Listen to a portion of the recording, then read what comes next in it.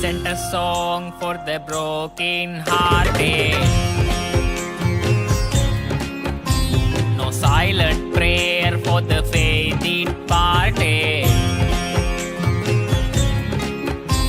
And I ain't gonna be just a face in the crowd. You're gonna hear my voice when I shout it out loud. It's my life, it's now or never. But I ain't gonna live forever. I just want to live, I live alive. It's my life, my heart is like an open highway. Like Frankie said, I did it my way. I just want to live, I live alive. It's my life. I just want to live while I'm alive. I genuinely, I don't, are those the actual lyrics? I just want to That's lie, I that's- lie, I lie. That's verbatim. Oh, okay. I Oh, want shit. to live while I'm alive. Oh, so it's not the right lyrics at all. Yeah, he's just saying it in a silly way because he doesn't know better. It's, And we're I making feel like fun of he's him for that. emphasizing his accent. I just want to lie. I can't. If I did that out loud, I'd be arrested. Like I can't do that. Like you have to have heard the original song, I just but want to lie, he's but I- like going way out of his way to not, to not. whatever he's doing. If he's aware, shout out to this guy. It is That's a bop, just- Happy D. Yeah, man, that you really outdid yourself with that one. That was that's the craziest one we found, I think, pretty much by far. Oh, I mean, and that's again, Asia it's the continent that won't stop giving. It just always delivers Yeah. exactly what we're looking for. And they don't ask anything in return. That's the best thing about them. It's like that guy just uploaded that to YouTube specifically for us, and he gets joy out of us listening Yeah. to it. He was like, one day there will be a podcast. That will understand my music. And will Yeah, yeah. truly under. Yeah. I will reach the zeitgeist. Yeah. I mean, millions of people just heard that cover of "It's My Life" by Bon Jovi. Yep, you made it. He's not. I also like when people record themselves in front of the microphone, but they're lip syncing themselves. Like they couldn't have filmed themselves actually singing it, because like you gotta make the pretty faces, for your Indian accent cover of Yeah. that song. Well, he stepped out of the padded closet that's his recording studio, and then over into the filming location, which is just a blank white wall. And there's that's the it. different setups, much different lighting, different sound, everything. You can't do everything in the same room. It's a different vibe, and like that's something that non-artists will never understand. No. You have to make I actually everything as complicated as possible. understand music theory, and actually this makes sense and it sounds good. Yeah, I read an article about it. Yeah. Yeah. Anyways, what's important is that you have written down like 8 stories you have to tell that have happened since the primordial times when we last recorded. So we should probably get into these. Apparently you've been going on adventures. Is this not the debut episode of this podcast? I thought that it's been so long. I wasn't even sure that we'd done this before. Like you called me, I'm like, who the fuck is this guy? The podcast has What been is he like? reincarnated. Yeah. No, it's new now. We shed a lot of baggage. This is our debut. Welcome everybody to our new podcast. Scumbag Steve says, a Bill Paxton refresher. What does that mean? I didn't know we could. I knew we would. Podcasts. People. They attract people who are like. Who are more, like the host. But I didn't think we would ever find someone who speaks in more jargon than we do. Like in weird nerd code. This is a Bill Paxton, a 1982 typical 80s slasher, drastically enlivened by the boyish exuberance of Paxton. This is true. Bill Paxton lights up the screen in every single movie that he's in. I mean, obviously, you know this from Streets He of kills Fire, it. where like Streets of Fire is. Wait. He's in that. He's the bartender in that. Oh, okay. That's a pretty small part, isn't it? Right, but then you watch him on screen, you're like, if Bill Paxton was the lead character in this movie, it would be the best movie ever made. Oh yeah, And instead of then that one fucking guy. yeah, the one guy who can't. They got Steven to deliver lines, and and then fucking I'm trying to think. There's another one. I'll Streets of watch this. Fire, I'll Near watch this Dark. campy ass. Oh, is that? Oh, what's that guy? Oh, I saw a little bit from Weird Science recently, and I've never seen Weird Science before. I'm gonna watch Oh it no. soon because the fucking apparently Bill Paxton holds a shotgun at people in that movie multiple times, and I'm like, there's no way this is the movie where they make a sex robot, but Is he apparently like the so. bully or something? I I don't have know. no clue. I'll let you know. I'll put that out. That'll be on my next list of things. Thank you for the. Do we get a car and we get a Bill Paxton movie, or is it No, just I a think Bill Paxton movie? today might just be the your fun Bill Paxton fact of the day. I don't want to over make him overexert, but yeah, that's I appreciate it. Thank you. What? Well, so why don't you take a little rip here, and pick one of Should these I should I should five I should I prompts. should I just say them all so that we know what the choices are here? Yeah, So maybe we omit the last name, but yeah. well, I wasn't gonna read your screen name. What are you talking? No, no, not Oh, mine. oh, that name you wrote is someone you know? Yes. Oh, okay. I thought it was like an actor or something. Okay, No, fine. this is Yes, this is that was yes, actually yes, close because I would have said his full full name. yes. Okay, No, so that's a the topics you've written down are of man's name by the name of uh, Jack, uh apartment, could be anything, mm-hmm, balls, mm-hmm, the king, mm-hmm. and family. Yeah. I guess I'll take Mr. Jack for 200. What's going on All with right. Jack? So I was planning on coming up north to visit the old stomping ground at some point in the end of June, Yeah. and I so a good friend of mine from when I was young, um, who I can't believe you don't remember his name, but I guess it's not that surprising. My Wait, a okay, very now it's starting to ring a bell. Okay, so he's up here. that is the brother of Kate. That my neighbor Okay. from when I was a kid. So Okay. anyway, So now I know I who got he it. is. I don't remember meeting him, but I probably You did at might some not point. have, but anyway, so I got he got engaged in at the end of February, and then I received an RSVP notification for his wedding. And I'm like, okay, this is going to be for next year or maybe late this year. This motherfucker is getting married at the beginning of July. So I Oh, get so I have pregnant. Pregnant alert. so it fucking exactly. It fucking Really? so I call his sister. And I'm like, there's no way that this guy knocked this woman up because this dude is there's like the thing that I know about this man is that he is chaste.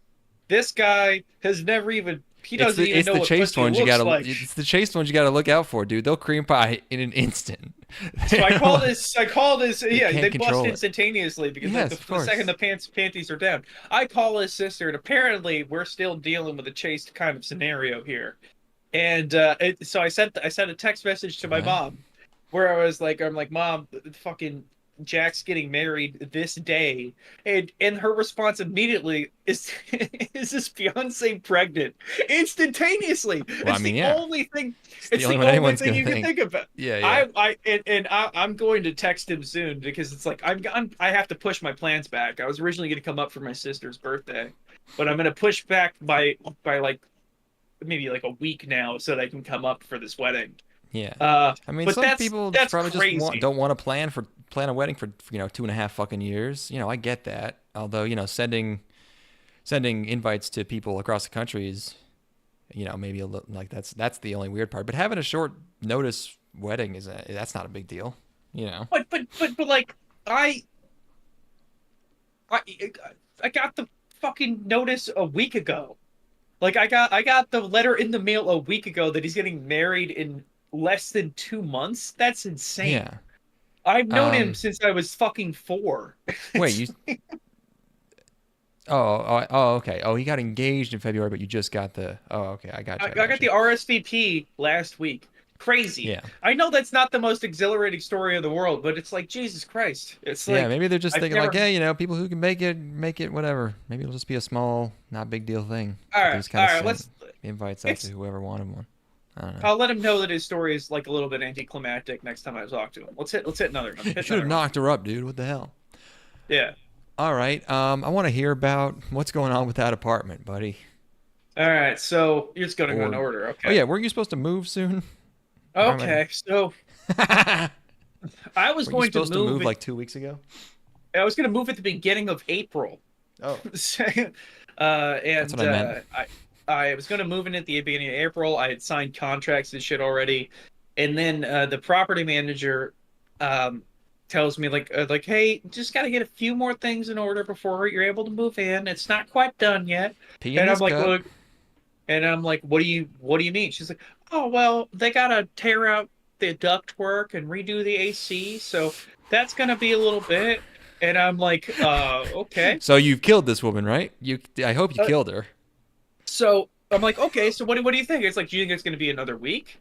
This is the beginning of April. She's like, oh yeah, probably just another week. And then the week goes by, and I live in the same complex. I'm moving into a different apartment in the same complex, Oh, okay. and Is it a bigger? Is it a different it dimensionally or is. anything? Oh, yeah. Oh, Okay, it's yeah. That's what God, oh, it's so much nicer. Yeah, yeah. Not that I mean, it couldn't get much worse. I was living in a cardboard box, but Yes. But so a week goes by, and I'm like, nobody's come in. I sent her an email. I'm like, hey, it looks like nobody's come to do these repairs yet. What's the status? She's like, oh, it got pushed by a little bit. This went on for. I just moved into my new apartment last week after an entire month of Jesus talking Christ. about it. It got pushed back week by week for an entire month, and Yeah. I finally was able to fucking move into this place. And I'll tell you what, it doesn't sound that bad. Where it's like, oh well, you just didn't have to move in. That's not a big deal. To feel like you're on pins and fucking needles, learning for the moment where you're going to be able to fucking move in. Yeah, being about to move is like extremely, like it shouldn't be stressful, but it's like you're very anxious, right? Oh Like, my God, I've been fucking on. My hairs have been on end for an entire month. yeah, It like was. both times I've moved, I've tried to do it on as short notice as possible because just like you get too antsy, just like being about to move for too long. It's too much.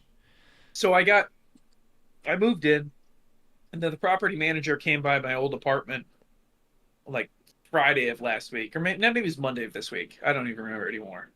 And she's like, "Hey, well, everything looks pretty good, but the refrigerator and the oven and the cabinets are all dirty.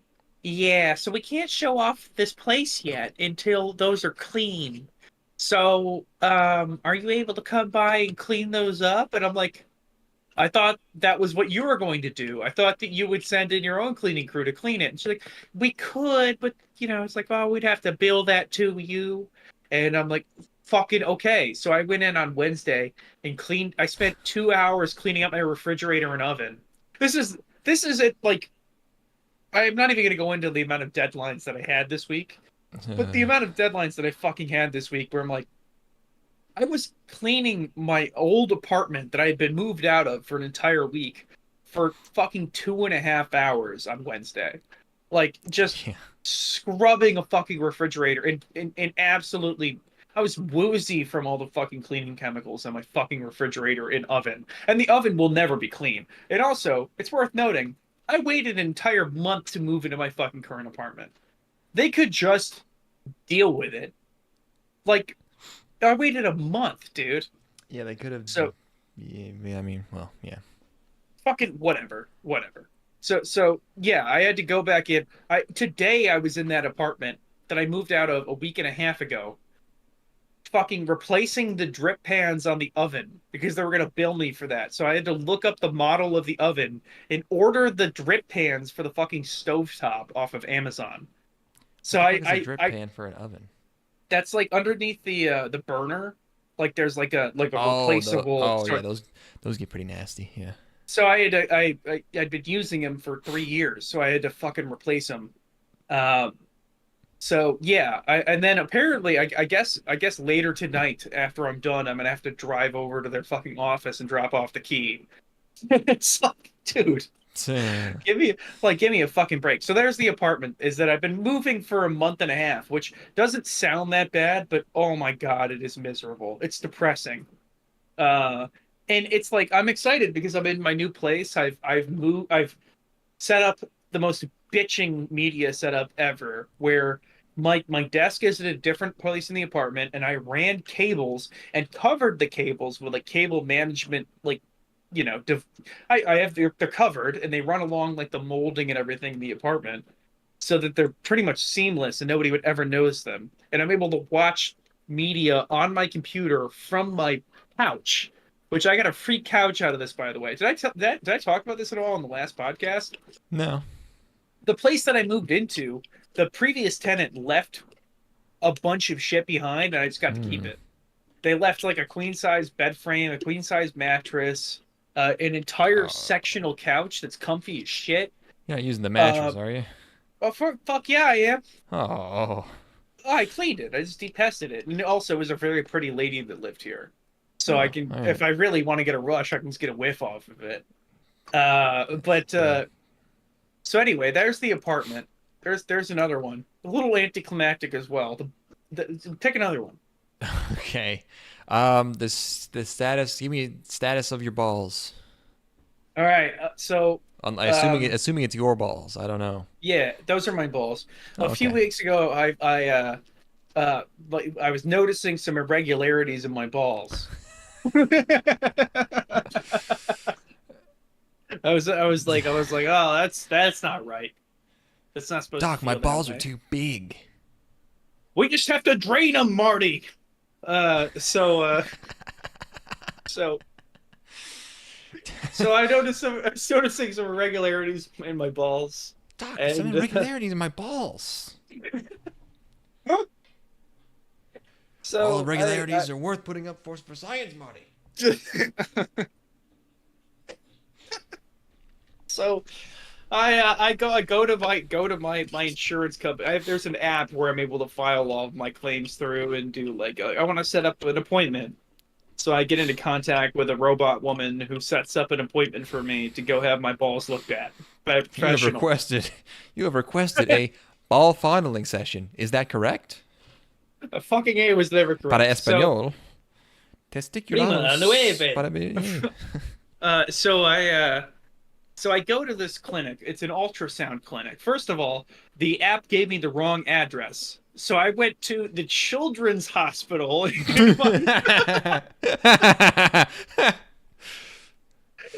to get my balls fondled. I go in and I'm like, there's no way that I'm supposed to be here, right? I have an appointment to get my sack lifted by a lady's hand. Excuse me.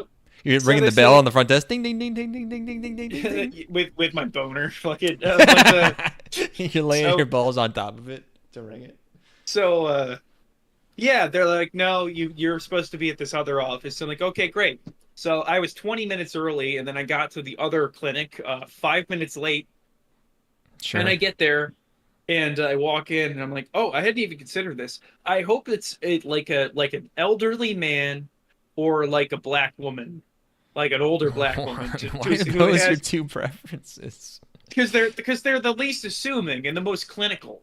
Where I feel like I go in and it's like, okay, I have to have an ultrasound done on my balls. They're doing an ultrasound on my balls. Sick. And so I'm like, well, it's just the least. That means you gotta like KY jelly them up first, right? Like a lady's belly with the ultrasound. So you gotta. We'll get there. Okay, we'll get there. Yep. Sorry. So I go in and I'm like, oh, please just let it be just somebody I don't want to fuck. Just let it be somebody who I have no chance or interest in fucking. And the door opens. This is the comedic shot in the movie where it's like slow motion and it's like the hot girl from one of your night classes. I open the door, or I would say the door opens. It's got almost all of her buttons. Of course, Of course, it is a tall, slender, beautiful redhead woman with gorgeous curly hair. Oh, amazing. I swear to Christ, I'm not making this up. And she's like, Ethan Strong, and I'm like, fuck. That's my last name. Don't use that. Ethan. Yeah. Okay, please, it's like, Ethan, can we could you come in? I'm like, okay, all right. So I go in, and this beautiful redhead woman who's like 5'10", gorgeous, slender. She's like you can it's like you can go ahead and get changed here. Put this towel over yourself and lay on the table. And I'm like, okay. So I get undressed. The best way for And I this get to on the- end is if it's just like absolutely nothing, and she has to explain to you, like, yeah, this is just the way your balls are supposed to be. I can't believe you didn't know that. Like, I was a concern of mine. yeah. That's a serious concern when you go and have your balls looked at. Yeah, like I at that hope point, you're probably these like, are- God, I hope it's just like not a really bad tumor, but at least have something in there, Jesus. Yeah. I can't be a hypochondriac. That's the worst outcome because you're Oh, going yeah. in to have your balls looked at. So I get in the room. She's like, "Go ahead and get changed, and then I'll be in a little bit." I'm like, "Okay." So I get undressed and go on the table, and she opens the door, comes in, and she goes, "Sir, you didn't have to take your shirt off." Oh my fucking God. Oh my God. Oh my God. So I'm in the most. Oh no. I'm in the most vulnerable position of my entire life. Oh, I am God. naked. I look of all the states you could be in, naked on a table with the socks on is the most vulnerable of all. Wait, you got And- nude? I'm supposed to. I'm getting my fucking balls out. She's like, But- sorry, Hmm. sir, you didn't have to take your shirt off. Wait, but you took the shirt off. You kept the socks on? It's cold. Why'd you take your shirt off? So I mean, I look, thought- Donald ducking it is not much better than just being fully nude. But No, nude with I the would say socks Donald- on. It's worse. It's worse. So I'm like, I'm on the table, like, oh, haha. That's This is yeah, why like, this is why non-urbanite, we just die of cancer. Why did you do this? I would just start drinking apple cider vinegar and just like fucking staring at the sun or whatever. So I'm on the table, and she's like, you gotta just start dropping trow to pee at urinals. Exactly. So she's like, And embrace it. do you want your shirt back? God, That's, you have to double that. No, it has to be this way. just don't even bring it up. Just let me not have the shirt on. Just let it go. What is it? What's the problem with that? It's not like I'm out of shape. I'm not an offensive person to look at. Why you gotta fucking ask me if I want my shirt back? You can Don't bring it up. You can be in the best shape in the world. No one can pull off nude with socks, dude. That's just Like clearly modesty isn't part of the equation. Just look at my balls. please, so- ma'am. So She starts looking at him. She goes, "Ugh." Doesn't explain. He's right. Oh my god. So she starts. She's like, okay, well, here's your shirt back, and I put my shirt on. And the ultimate shame, put my fucking shirt back on, Huh. and then she tucks my dick up into a towel, and then What? Okay. so Sure. she has a towel over my nards, and to expose my balls, she tucks the towel between my penis and my body, Okay. and then she starts feeling around, and she's like, "There's going to be like a warm sensation." She dumps three fucking cups of warm gel onto my balls. She sprays like a comical, like Chevy Chase movie amount of fucking warm goop onto my balls. That's gonna make true. Burt Reynolds maybe, yeah, naked with socks. Okay, true, possibly. That's just because he's so hairy, though. It's sort of like his whole body has a sock on. So you just get nice and gelled up, gooped up. Oh, so she You starts. should have feeling let out. You around. should have let out a nice little shiver. So you know me, you know the person that I am. Did you get hard? When I go to anywhere, do you think I'm able to shut up? Do you think I have the capacity to just stop talking? No, I Like, think you can't handle the dead air. Of course, You're a I natural can. broadcaster. Of course I can't handle the dead air. So Yes, I'm Happy like, D, we are talking about when this happened in the first episode of Oshi no Ko. I mean, it was so fucking long. It was probably somewhere in there. Yeah, this was one yeah, of I'm the 8 pretty sure storylines that was going on in fucking Oshi no Ko. I died and reincarnated in the time that fucking episode You got aired. I got reincarnated as a ball, as a So testicle. I'm getting fondled by this pretty woman. I've never So been okay, further away you're from. like, oh, I finally got to the good part. You're like, okay, at least I've it's over, and now never I get to get fucking I've never been further away diddled from up. having sex with a woman in my entire life, especially a woman who's actively holding my Yeah, testicles. you'll never find And another hot girl in the fucking college city you fucking live in. Boo hoo, whatever. but so I'm getting fondled. And then we Yes, get to the end, and she's like, she throws some towels at me, and she's like, "You can use these to clean yourself up," and then walks out of the room. nice. And I look down, and it's like, it's my entire body is covered in this gel. Like and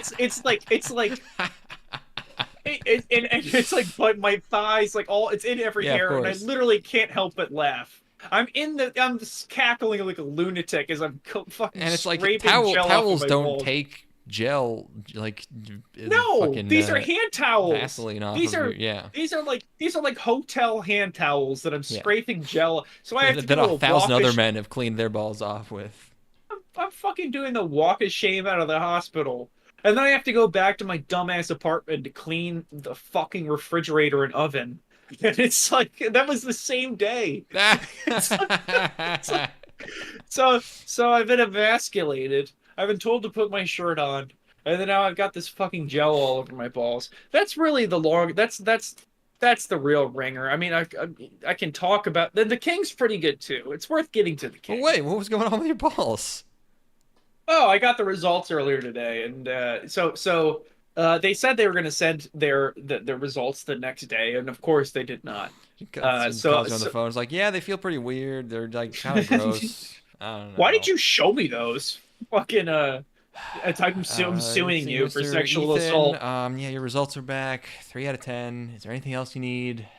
Yeah, it's a lot of girth but no length. Yeah.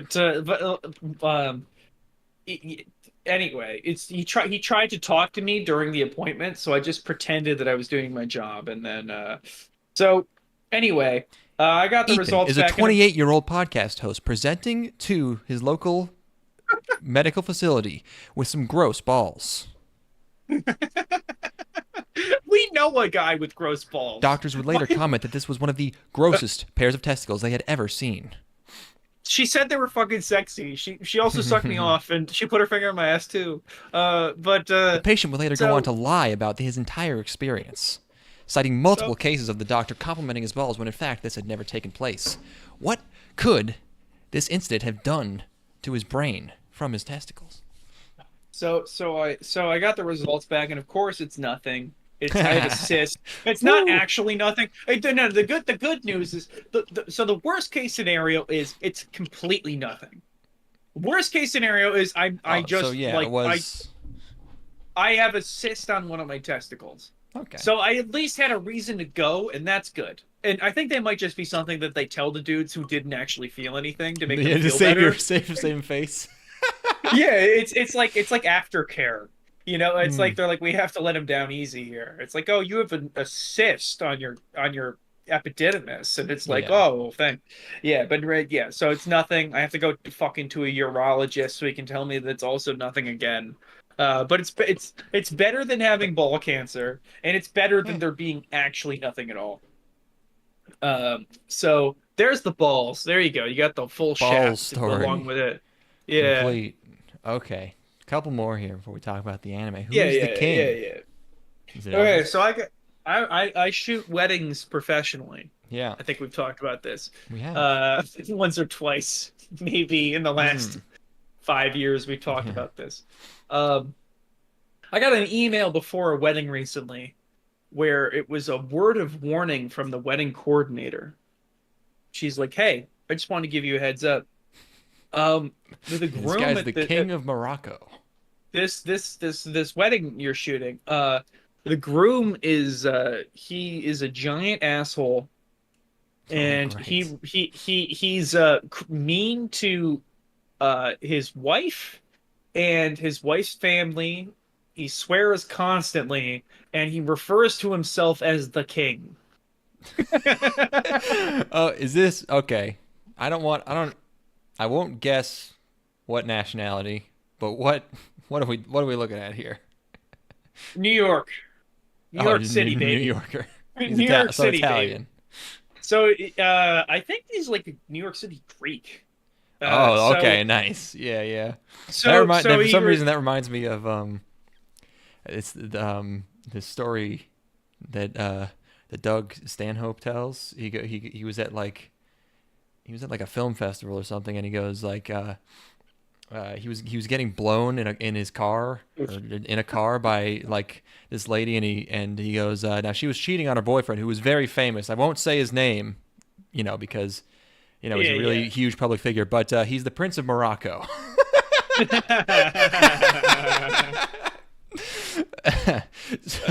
Anyways, so did you demand more money as soon as you get this phone call? So I get the email, and I'm like, It's an email, right. I'm like, okay, that's very bizarre, but I'll just play. Like, in our contract we have a no abuse clause, so like if somebody's mean to us, we can just leave and we still get paid.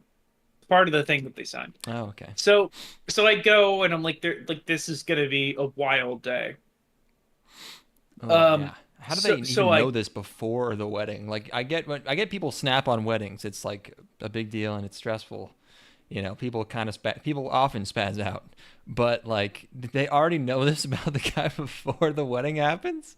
So this is they had like pre-production calls with, it's like the coordinator is talking to like the mother of the bride, and then the groom. And then like they're like, and also like some of the bride's family as well. Like they're planning shit. It's like planning calls. And this is what she gleaned from those calls. So I get there and I'm doing my job. I haven't interacted with the groom yet. I'm looking forward to meeting the king, as it were. Oh yeah, you should go way over the top with it and just like bow in front of him and go like, "Oh, it's such an honor to meet the king, sir," and give him a bouquet. I'm shooting this, and I'm shooting like coverage with the bride. I'm like interacting with the bride's family. I'm like, wait a minute, these people are insufferable.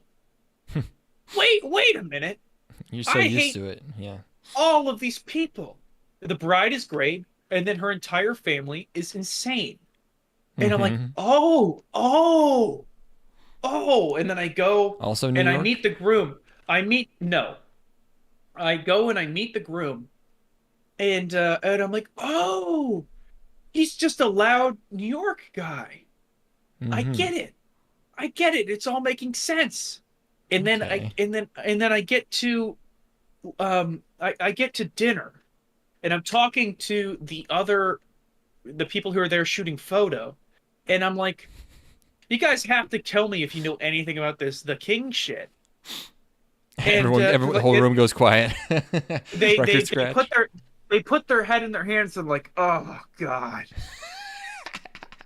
So first of all, the wedding coordinator is like an insane wasp woman, she's like a don't let him drink don't let him drink a Corona after midnight. He turns into the king. A tongue clicking sort of like a henpecker of a woman, and she's getting paid by the bride's family, and the groom is just a New York guy who swears all the time.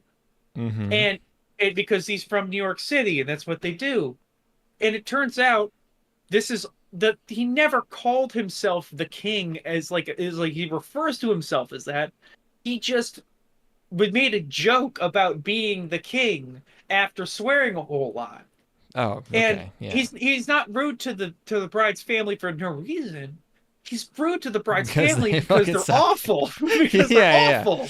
And I'm like, holy shit. It's like, this is crazy. Like, because I went into this assuming this guy's like an asshole. And he's just a loudmouth. Which I could deal with. and then I'm like, the coordinator left at some point. She's like, I'm gonna go because I feel like if I let him know I'm leaving, he'll flip out or something. And then she was sending text messages throughout the night. It's like, how's everything going? Is everything okay? It's Okay, completely yeah. normal. She's an insane person. Yeah, yeah. It's an insane person that overreacted to something, is freaking out. And it's like, Yeah, I mean that's just growing up. That's just being a man is realizing that every story about like, oh man, every unbelievable story about someone just acting this completely asocial way is like just someone like really not liking a person, exaggerating like a joke that they didn't get. and it's like and then a few That's days just later, that's the curse of New York people. I mean, that's just yeah, Trump it's also. true. Every It's completely joke true. Trump makes is just like, yeah, it's just like that. It's like, can you believe he said, like, he actually literally thinks he's God? People will just be like, yeah, no, Yeah. he really does. He thinks it. The amount of shit I've caught in my life because we have like 25% of that where we're from. Like we get a little bit of like Hmm. carryover from that where it's like, so yeah, and then a few days later, I got the biggest tip I've ever got. I got paid more from this tip than I did to shoot the fucking wedding from these Nice. people. These completely awesome fucking normal people who just want to have a wedding where their coordinator was an insane person. Hmm. And then I'm not even going to beat around the bush. Family is just I watched the sixth Fast and the Furious movie. That's all. Okay, that's why you wrote down family as a time. Yeah, we can start talking about anime now that it's been an entire Yeah, we've hour. been over we've been over Fast Furious 6 probably, I assume. Um, Yeah, oh man, if you're pushing your trip back a week, we might not be able to catch the new one in theaters. we'll find it. We'll find it. We'll find it. There'll be a $1 theater near We'll us go to a to play. hipster theater. Yeah, The yeah, type that's yeah. into Fast and Furious movies. Yeah, It's yeah. easier to smuggle drinks into that theater anyway. So, Oh, like it's um, difficult in regular theaters. I um, and you'll last the definitely be able to last see it. last family gathering I was at, I think was probably Easter, Okay. or my birthday, whichever one was second. I don't fucking remember. But like it's yeah, my mom was talking about how they'd gone to a movie and they don't even check your ticket anymore. You just get to it's like a communist sort of utopia where you can walk in and Well, out that's and the somehow money is generated. Well, that was what was funny is that yeah, it's like my sister is still fucking. It's very obvious uh um like the like the neural pathways my sister takes, because like my mom will just bring up something like that just as like a conversation. She'll be like, yeah, it's like, yeah, we were at the movies. They don't even check your ticket anymore. You can just walk in. And my sister goes, oh, it's the end of the world. Like my mom is like, and it's like, oh, I get it, because you're like liberal or whatever. Because the other thing my mom mentioned was like she saw someone just like straight up steal a bunch of flowers from in front of the grocery store and just like take them and walk away. And my sister goes like, oh, I'm sure the grocery store is gonna go out of business now because one person stole some flowers. And my mom was just like, first of all, I wasn't even like outraged. I was just mentioning it. But my sister will just like defend any hypothetical like petty thief. But then like when she talks about the people she actually works with personally, who are like just like fucking up at work and dropping things, she just like has the most contempt for them of any like she just thinks they're fucking incompetent retards and she just fucking hates them and hopes they get fired. But any like hypothetical like cat burglar is just like, what? Was the whole world gonna collapse because one person shoplifts? No, the I mean, women love stealing. Oh yeah. They just love it. Like everyone I've ever talked to has been like, I can't believe how much shit I've stolen. It's like it's like yeah, it's you just, they're fucking nuts. it's there's something about Target as a store. It's just like It's just like it a must big be closet. the red. It's the red in the logo. I think works them up. It's like It's like literally called Target. Yeah, they really fucked themselves with that yeah, one. yeah. They should have thought that one over for sure. But yeah, no, Yes. they just love stealing. Hot Slightly deeper Topic. cut Mitch Hedberg joke is he goes, I think the entrance to Target should have a bunch of people splattered all over the wall.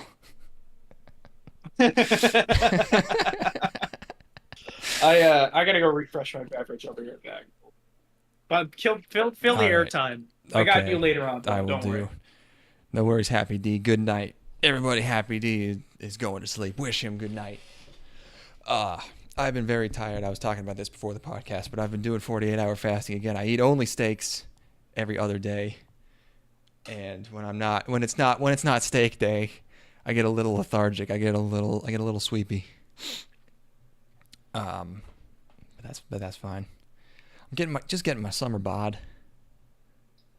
Getting the summer bod in. I gotta get my fishing bod.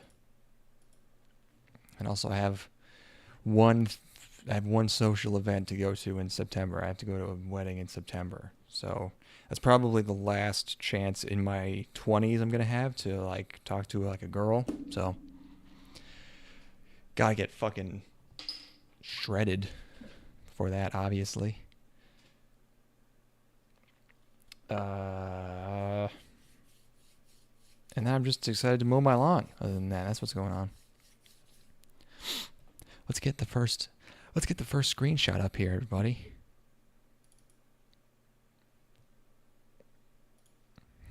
Oh, is he back? I heard noises.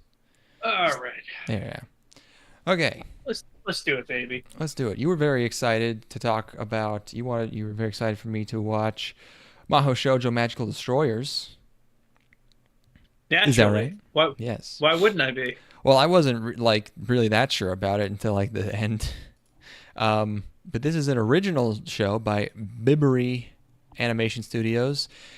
They're the ones who did the Grisaya adaptations and Azure Lane. So I was like, oh, this is gonna look weirdly good for what it is. On the money, I'm gonna say. It's about an otaku war. It's sort of like that show. What the fuck was it called? The one where you can't make sexy jokes, like you can't like show panties or something? Shimoneta. Yes. Yeah. But that one was like the type of obnoxious comedy that I really don't like. This one, it's not quite there, but it's with this premise and tone and animation style and everything, could be sort of a bento spiritual successor, which I'm always looking for. Actually, the bento spiritual successor was Keijo, but this could be in that vein. I'm not really so sure based on the first episode, but it's there's a war. It's post-apocalyptic. Are they in Akihabara or? They're in Akihabara, yes. Of course. I like the design of the main character. He looks. He looks like. Does he look like the guy from Lucifer and Biscuit Hammer? I don't know. I like his look because he's like otaku guy, but he also does look kind of cool.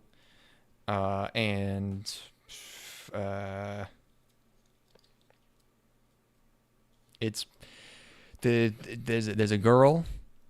She's like kind of hot, but kind of weird looking. I don't know. So I watched this a month ago, and so what I recall about this is that I'm like, this is the like a 6-minute trigger gag. It's like Trigger made like a 6-minute gag show, but but for 22 minutes, and it's also shockingly entertaining.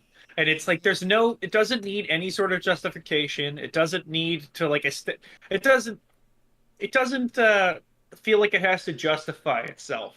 You know what it feels like? A couple of things. It feels like a show, like a realistic like non-fantasy show where like they're in otaku club, and this is like a fantasy sequence where they're having like a fight in real life, but it is imagined as this, except this is just the whole show. Of course. This is like a small like fantasy vignette, in like D-Frag or like one of those shows, but like expanded to an entire show. And it's also very I don't know, just sort of it's like masturbatory sort of anime action-y. guy thing. And also it doesn't feel like what did I say in my notes? This is not a bad episode, but it does not at all feel like a first episode. You know what I mean? No, it starts like in media res, where like the revolution's been going on for a while, and the protagonist is like reaching the point where he doesn't think that he can carry on the revolution anymore. He's already giving up, and then like, this episode feels like the end of like a 4-episode long first arc of a show, but we're just seeing like episode 4 of a show where like he reconciles he's back, and he shakes hands with the girl, and I don't. It's weird. It has that anime original weirdness where it's like they had this like sort of tone and style, which is great, but they didn't trim down the story and like streamline it in the right ways to make it not feel off and kind of fucked up. Well, so the thing is that if this episode came in the place like where it usually would in the show, I'd be tired of it, because I know the protagonist is going to get over this. Like, I know the protagonist is going to pick up the fight again. But because it's the first episode of the show, it's so much more charming. It's like from the get-go, it's like, oh, Otaku hero doesn't know if he can do it. Let's just get this arc out of the way in the first episode so we can get to fighting the man. And I really loved this first episode. It's but the fact that he's it's just like, it's just going for, it's just like wacky action show. It's it's a little fooly cooly like, but without much characterization, I guess. And also, the fact that he like ends his little mini arc here at the end of the episode begs the question, like, where is this going? And I have seen many people's like not even speculate, just point out that it's clearly obvious that this show is hiding something, and there's going to be some kind of switcheroo or twist, because because they've seen more episodes than me, and they think that after a few episodes. And also, you get to that fucking, the ED in episode 1, which is the opening of the show, and what the fuck? Yeah. Like, it's like trance that then transitions into like hard style, and it's like all this insane imagery. It's like spacey, no, it's not even trance, it's like spacey, like post rock without even any like percussion, and then it goes into this frenetic fucking crazy computer imagery. It's insane. It's novelty, baby. It's working. It's doing working. Something. It's definitely dependent upon you understanding all of these tropes. For one, I've seen every single thing that's happening in this show, but I've never seen them smashed together in this way in the first episode of something. Like, I get all of these arcs. I get where all these characters are at. I'm just perplexed that this is the first episode and that works. Fucking A. I just hope I just hope it has any focus, as opposed to like every episode is like some little like, here's more jokes about being an otaku, and it's just gags, and then kind of nothing happens. Like a what the fuck is that Gainax show from 2002? Where they just go and do like a different show every episode. Here's the Magical Shopping Arcade Abanabashi. Where it's just like, here's the mech episode, or fucking, here's a new monster.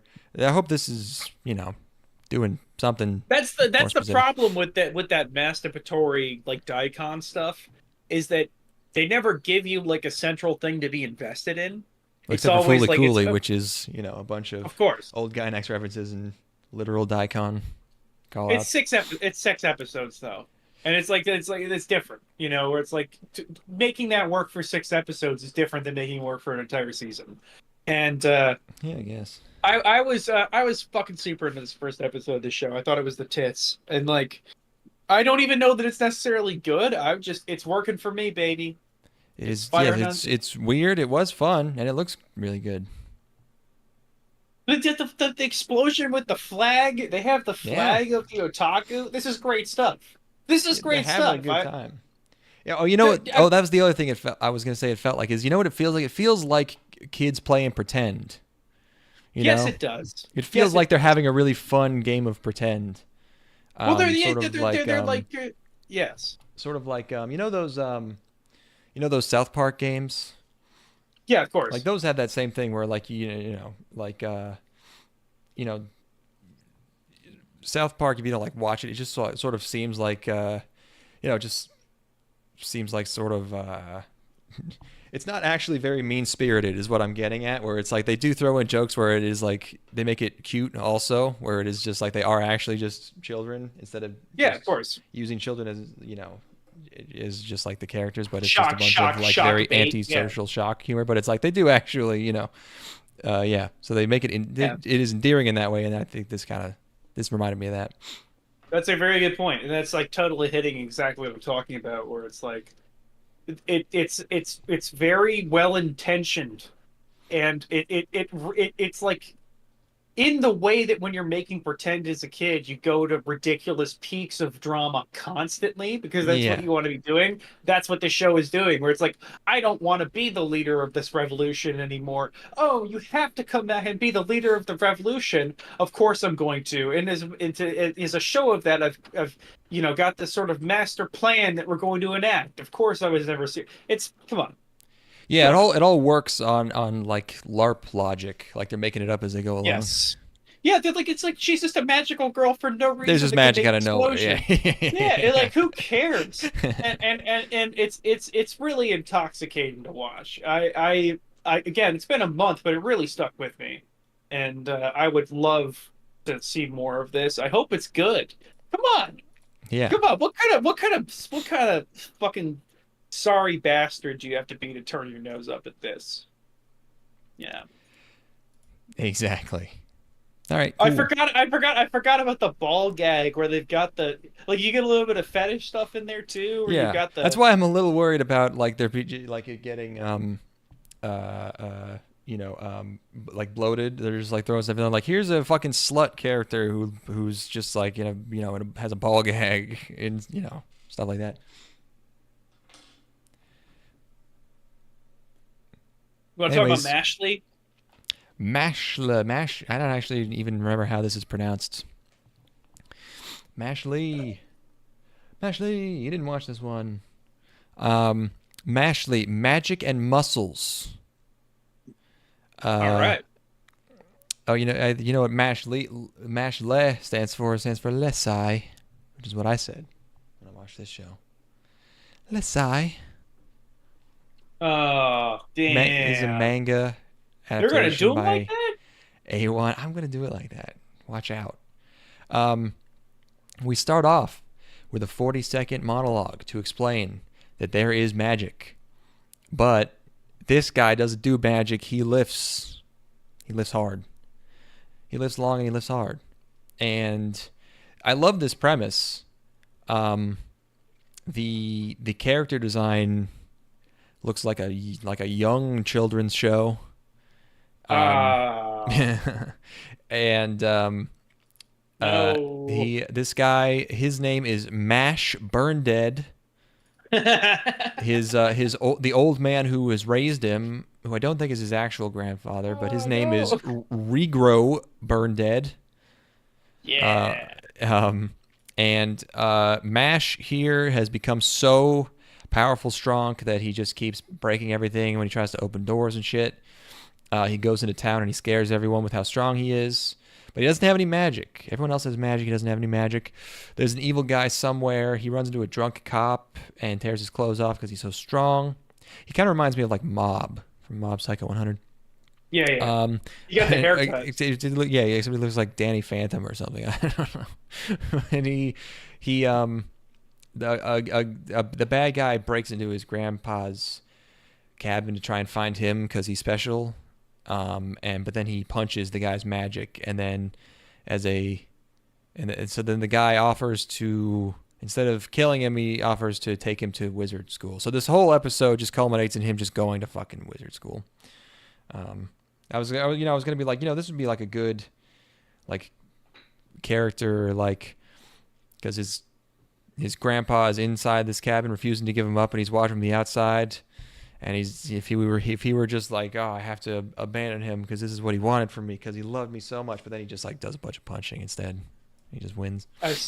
And then he throws a wand at the guy.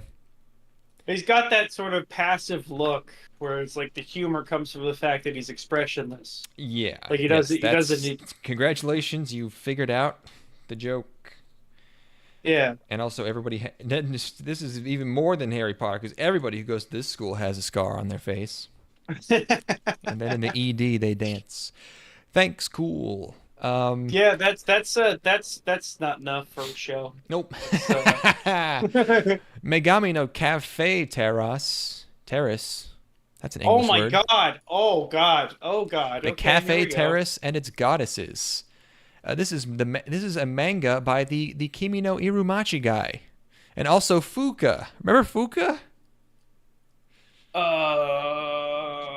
Tell me about Fuka. Fuka is, spoilers, most famous spoiler ever. That's the show that's just melodrama about a bunch of people in a band, and then the Manic Pixie Dream Girl that the series is named after gets hit by a truck in chapter 30, and then it goes on for like another 150 chapters. But then in the anime, everyone was excited for her to get hit by the truck again, but then she didn't get hit by the truck. So everyone hates all of it, and it's a nightmare. And that's one of the worst shows I've ever watched, all of. And Fuka's, the anime adaptation. I remember you talking about that. I remember you talking about this shit a while ago. It was like 2017 probably. So yeah, this guy, I think Kimi no Irumachi is on our to watch list. That's like a shoujo. Also, I didn't realize Fuka was a sequel to his manga called Suzuka. Anyways, this is animated by Tezuka Productions. I was excited for just give me some. You hear Cafe and you're just like, just give me some nice calm slice of life, buddy. It's time to just hang out. I just wanted it to be Aria. I assume it was pretty much the same for you. It's a similar color scheme. Nothing will ever be Aria ever again. Yeah. But immediately I'm like, why is there a boy here? Come on, man. Just be Aria. And he's going to his dead grandma's cafe. I was like, oh my fucking God. But then I was like, okay, at least there's titties. There's titties in every room, every corner. There's censored titties. That's a bummer. But apparently, yeah, these chicks all worked for his grandma and were just naked in front of her all the time. They just live here. And they all... You know what upset me the most? Harem, they're all naked. He's going to become friends with them and have hijinks. They all have the same fucking body type. There's no variation. You really need... You don't got tall girl, you don't got short girl, you don't got... and not even really there's some personality variation, but it's like normally there'd be like a really strong, there's a really like kudere or like goth chick who like hides in a closet. And then there's like really fucking shy, subservient kind of Hanazawa girl. And there's they're all really reasonably sociable. They're all pretty like... I don't want just like total, dime a dozen, tsundere, whatever, but it's like... They have to be more than like they like not even the opening of the show like sort of seems to make use of the fact that they all look the same because it cuts between them and only their hair color changes, but that sucks for us. But imagine being the guy who wants this exact one. Imagine being the guy who is like, I want 5 women where they all look identical, and he's got 5 wall scrolls up. That might be too much butt for YouTube. I'm gonna move on. Okay, yeah, that's better. But like being that guy must be so awesome. Where it's like, I want the most generic anime girl ever. Yeah, 5 of them, please. Please, in sir. Different hair colors, if you'd be so kind. Sure. It's like, yeah. Yeah. No. It lacks variety. With a show like this, there's got to be at least one that sticks with you, and no, none of these ladies stuck with me at all. No, yeah, no. I mean, it's one of them they have some personality stuff. One of them becomes a whore when she drinks. One of them is more violent or whatever. One of them's more spunky. But yeah, for the most part, every show like this, 99% of them ever, I come away like, yeah, I don't like this. At least I like the girls. This one, I don't even know if I like the girls, which is like totally uncharted territory. Yeah, we're without a paddle here. It's like, where the fuck are we supposed to go? Like, why are we like, I can't even jerk off to this. Yeah, no. I mean, I can, but but my heart can't. No, I can't jerk my heart off. I won't feel good about it. No. So yeah, and I he watched 20. becomes convinced that they really did love his granny, and he decides not to turn the cafe into a parking lot, which I think he should have done because it sounds funny. I watched 22 minutes of this. Wow. I watched this entire thing a month ago, and I remember almost nothing of it. Yeah.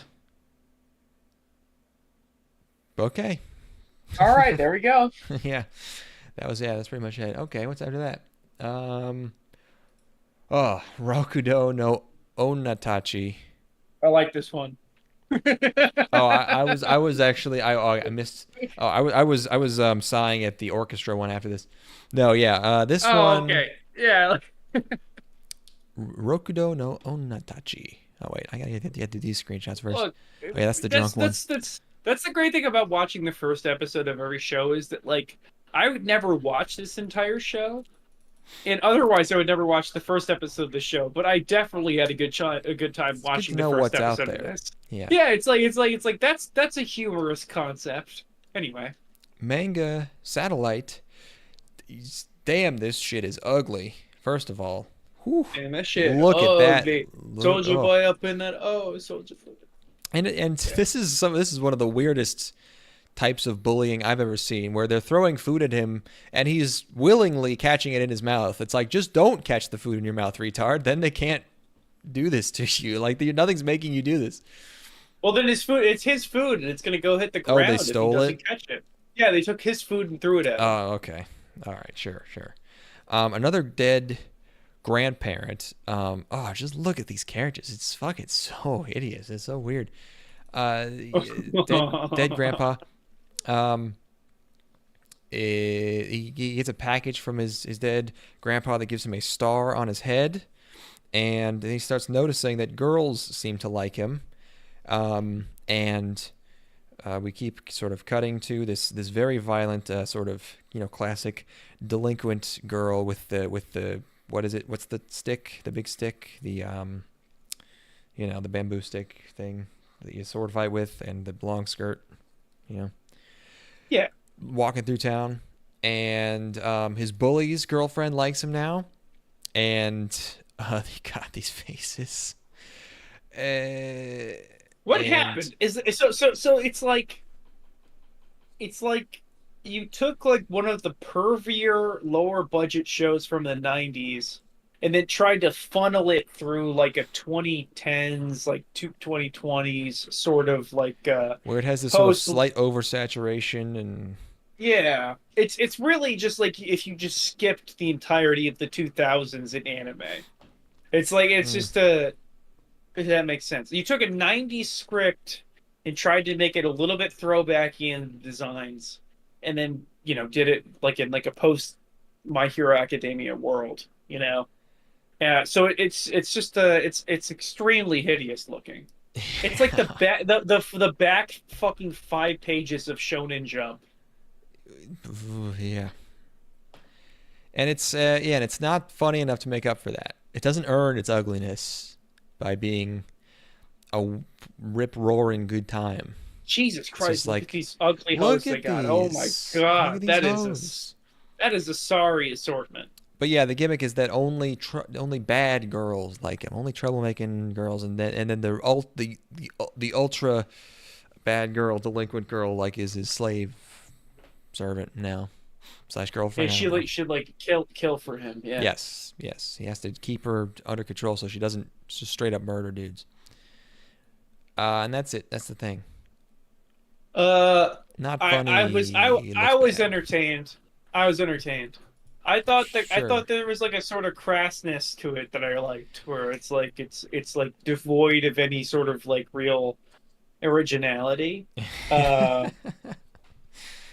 This is classic part 3 mind broken us just being like I liked how bad it was. I liked how unoriginal and shit it was. It was something charming about how much it fucking sucked. It made me want to die. I liked the mind-slaved big girl. I don't think I have to apologize for that. No, I don't think I have to explain myself. I don't think I have to explain myself either. You're good, man. You're good. Mind slave, big blonde girl with a sword. That's enough. Fine. And these dark days, these cold winter nights. Oh, orchestra, band show, music show. This fucking. Oh, Oh my fucking Christ. We have to talk God. about this. I need to talk about. I need to get this out of my system. All right, go Oh ahead. no, orchestra, blue orchestra. Oh, What does blue even refer to in this title? And now I'm going back and no. realizing how extra fucking stupid this is. A Uh, web manga. I can't believe he couldn't get it published physically. Nippon Animation, which sounds like a government funded, like a cultural endeavor thing. It's taxpayer funded. I'd believe it. I think I actually looked up Nippon Animation to see if is this fucking taxpayer funded? Is this to is this a Make-A-Wish thing? Did they find like somebody in like a weird province that they had to give money to? No, Like they to were me, obligated. to me it feels more like we must encourage love of the arts amongst the youth. So we funded this show Oh, that's sure. totally squeaky clean, G-rated in every way, and it's just about it's just like like that. But my very first note is a series of Z's. Like I knew from the second this started, I was like, oh my god, it's like a parody of the fucking sappy, sentimental, like fetishization of music and playing an instrument in fucking high school that nobody has, that nobody actually has. No, everybody looks back and they're like, "Oh yeah, I played saxophone for a few years, and it was Yeah, weird." And immediately before I I had even sexual experiences on the bus. before I even left high school, I was like, oh, I played trumpet because I'm an asshole. Like I understand now that's why that was happening. Sure. It's because I wanted to be important and I was a bad person, and that's why I played the trumpet. And that's what everybody who's ever in a band is now is they'll be like, yeah, the trumpet Yeah. players are assholes, the drummers are like stoners, like cool, like, or not cool, but like Agreeable. not like deadbeat stoners, but like almost, Yeah. if we were in California, they'd be surfer stoners, and then the clarinets and flutes are uptight girls who will be like lawyers, or like politicians, or like they'll be HR people or whatever, they're like ultra high achiever, like cunts. And then the actual cool people play the sousaphone, and they're in the pit. They're playing the other percussion, like the glockenspiels and stuff. I was Those are thinking like about this the only recently. well-adjusted people without fail. We're, Those like, are like the we actual had like some- nice, friendly people who are like not freaks and weirdos. We had there were some girls at my high school where I'm like, they might as well have just gone to Congress directly. Like they Oh, might yeah. as well have, like, where it's like you could literally just tell put them immediately. in Google, like an like a hiring Google person, like doesn't even matter. Just from like the moment they were born, they were meant to be making $250,000 a year. This Like, person has never gotten anything under an A fucking plus, and not even because they're that smart. It's just because they refuse to get anything lower. It's Yeah. like just out of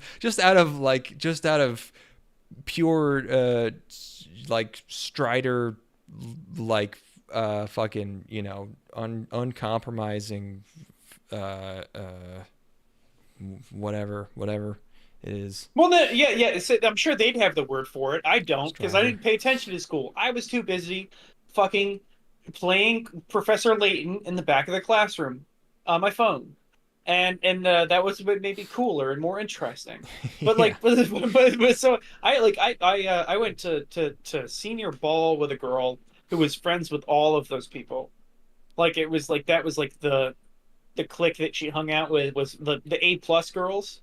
Yeah, Like the oh, girls yeah. who like they just like they were just like women who went to like Yale, Yes, definitely. It and I left that I left that party because it's like this is so I like literally have nothing to talk about these people with, so Yeah. that I could go hang out with my friends. It was like I'm trying to think of what They like, talk about anything besides like school? Because I was in marching band. I couldn't make any. I mean, I couldn't make friends because I was annoying. But also, no one would talk about anything besides fucking marching band.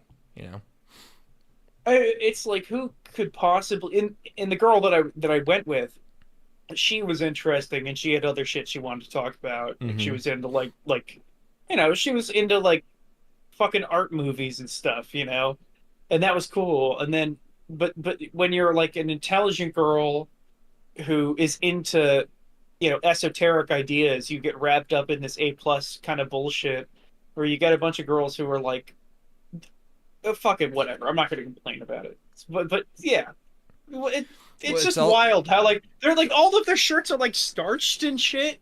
It's like they wear like pantsuits to high school.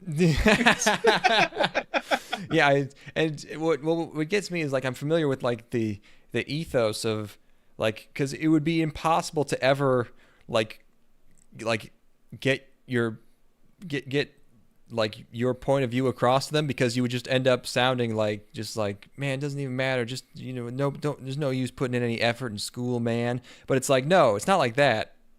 But like there's a sweet spot where the amount of effort you're putting in has like greatly diminishing returns, and if you try to convince them like hey, maybe you don't have to, you know, study every waking hour and you can just like, you know, do something else, they would be like, why? You're trying to get higher grades. It's like why would you just choose not to do that if you could? They're And just you're like, built different, you don't man. get, yeah, they just, that's, oh, it's nuts. Yeah. They're just built We'll different. never They're see just eye to eye. Yeah. no, they're just built different because they're fucking 50 pounds overweight. It's They are built slightly more. yeah, they're denser, that's for sure. They're not Anyway, even that ugly. sorry. No, usually they have like, I wanted to fuck them all. yeah. Anyway, talking about people who accomplish things in high school. People, yeah, talking about people who will be extremely wistfully reminiscent of their fucking extracurriculars for the rest of their lives. Yeah, people who care about anything that happens. It's like well, in high imagine. school especially, it's yeah. I mean, you know, Yeah, again, there's it's a like, there's a oh. line. There's a sweet spot. It's like you don't have to be one of those people who's like this fucking, you know. But 2015, we're going to the movie theater. We brought alcohol with us. And we Okay. got drunk on the way there, and we got drunk in the theater. And we watched the Point Break remake. And That's I true. will remember that until the day I fucking die. Oh, I will yeah. never forget watching Yeah, the of Point Break course. remake. Fuck, I'll put that up against whatever bullshit they were on. legendary Where it's like, night. okay, Yeah. like, come on. I watched the shitty Point Break remake. The only rule is gravity. It's like, Yeah. it's like, That this is Lucy, you know. come on. And I'll I, put that whatever bullshit they're doing, whatever they're accomplishing, no matter what level of public office they attain, nothing will ever eclipse the nights that I spent with my fucking dogs, not remembering a single fucking second of Bloodsport.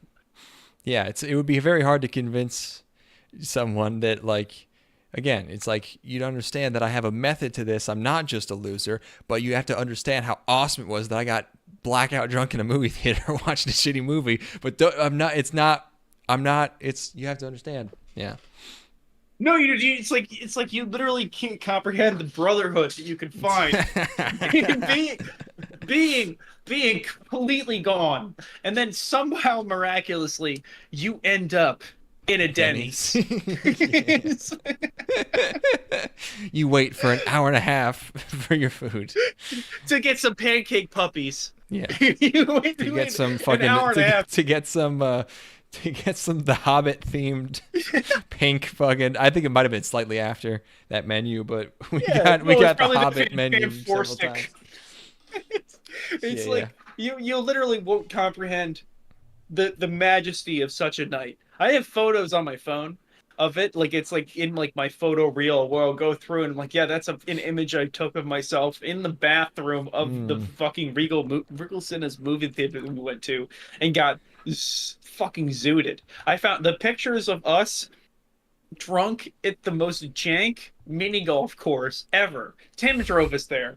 Tim drove us to that mini golf course where we brought like an entire like 375 milliliter like little bottle, like plastic bottle of alcohol into that place. Was that the indoor one? Yes, the one Oh, that used to okay. be in Ethan Allen. Okay, yeah. That- yeah. Oh my god! That was funny. Anyways. Like yeah, anyway, all right, yeah, enough whatever. enough nostalgia, buddy. This show sucks.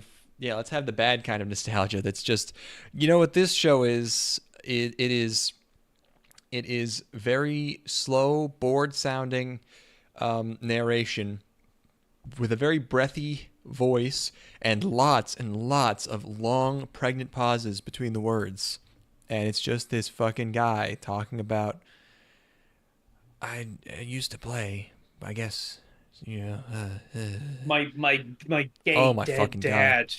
My Although- gay dead dad my was gay telling dead me. dad.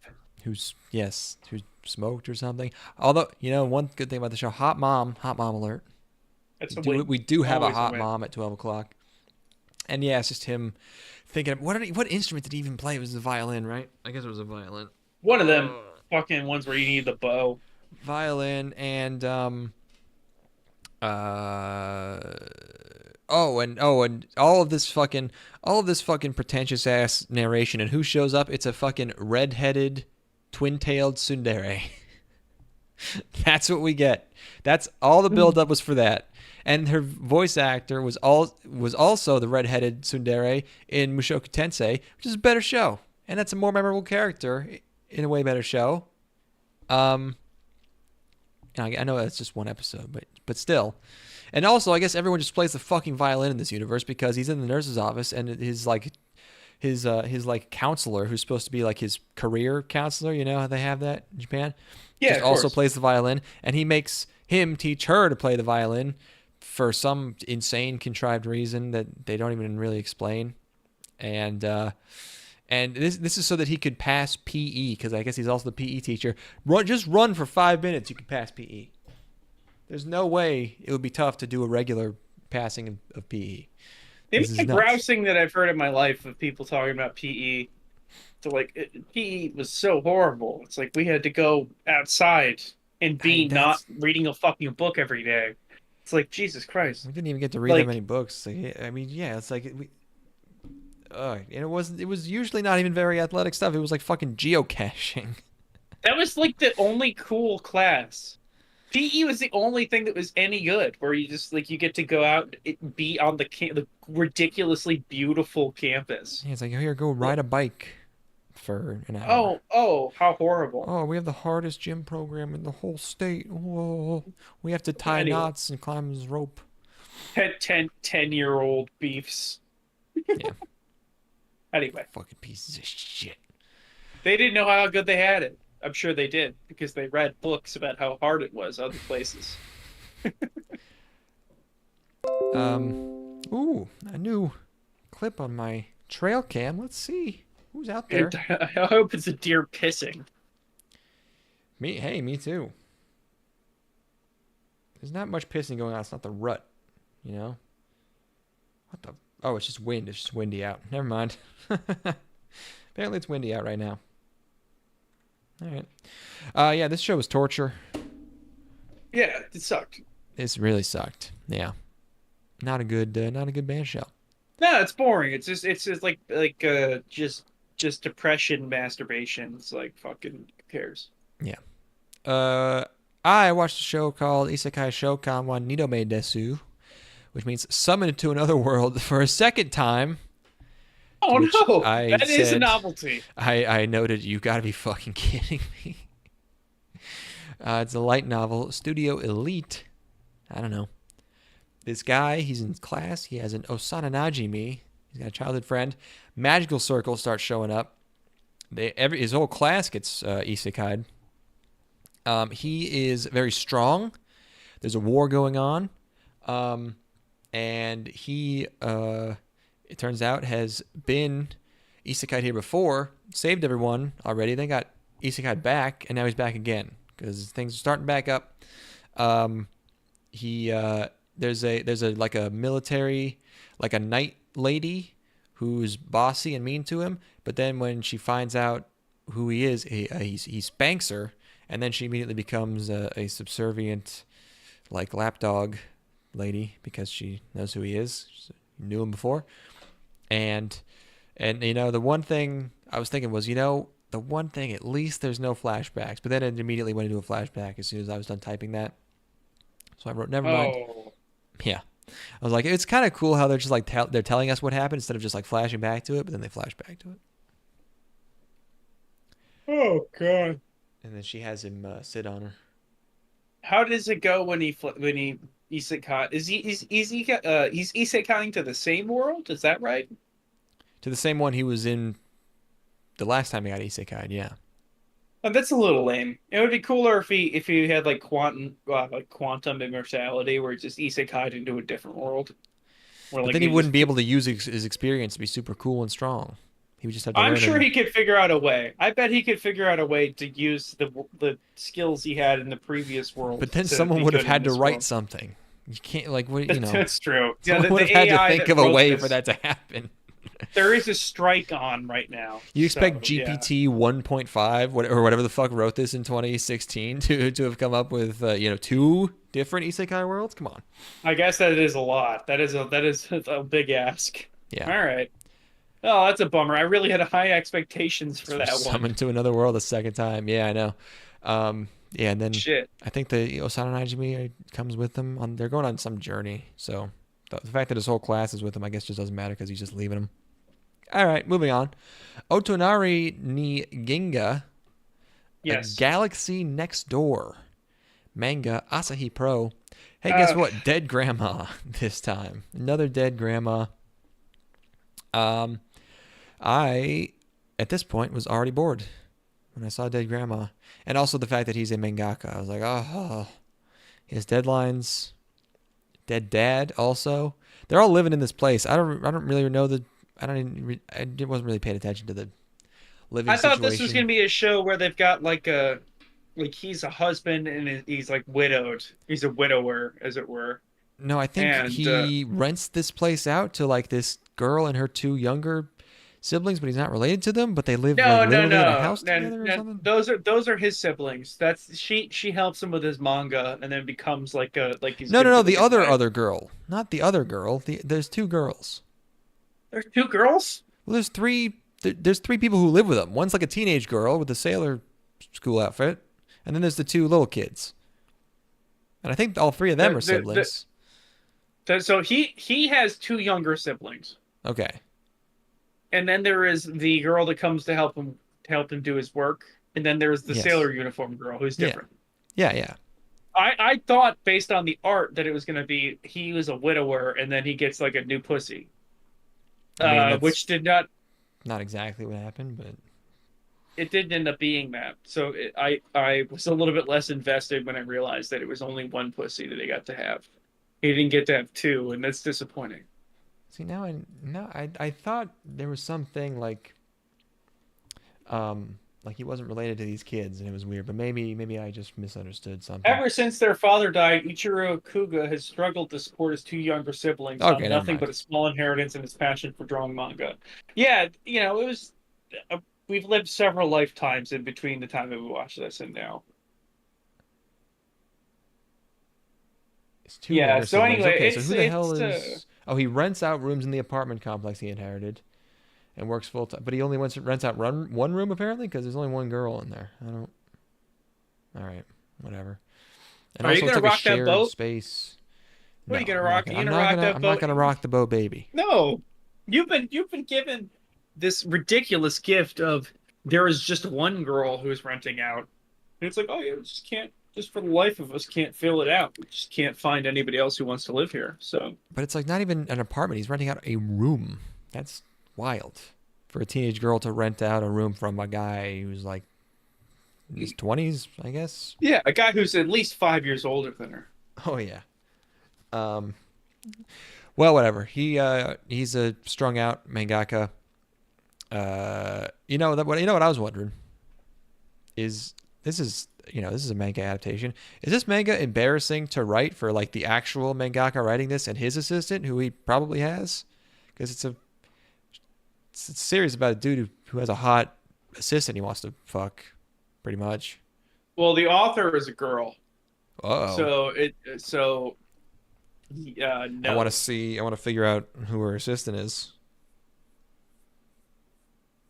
I'm gonna be honest. I think that this girl might write some kind of hot stuff. Might be. I'm looking through her previous work, and is there lewd things? She got some lesbian activities. Uh-oh. Oh man, women. I hope if her assistant's a girl, man, I wonder if they fucking slam clam.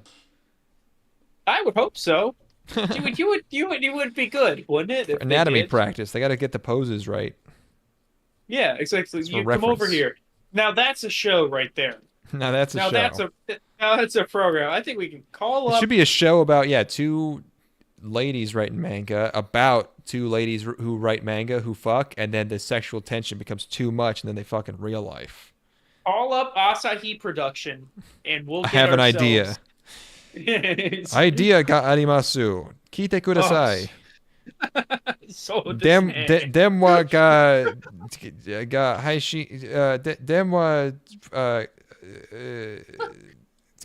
hold kudasai. Konku Denwa. Konku Denwa. Kite Dosu masu. Yorishku. Uh, Shoujo desu ka? yeah. Onnanoko ga futari da ne. Ato de manko mitai ne. Wakarimasu? Mata kudasai. Mata kudasai. Eroge sensei desu ne. Moikai. Sore ga manko. Manko ga futari de. Ne? Ne? So. Furious pen noises. You're welcome. There you go. Whatever we just said, that's going to be a show next Doi season. tashimashite. Yeah. Chigaimasu. Fucking Yeah. yeah, we just wrote a good show next season. You're welcome for that one, Asahi. Why does Anna Chart list this show? It's just called Manko ga Futari de.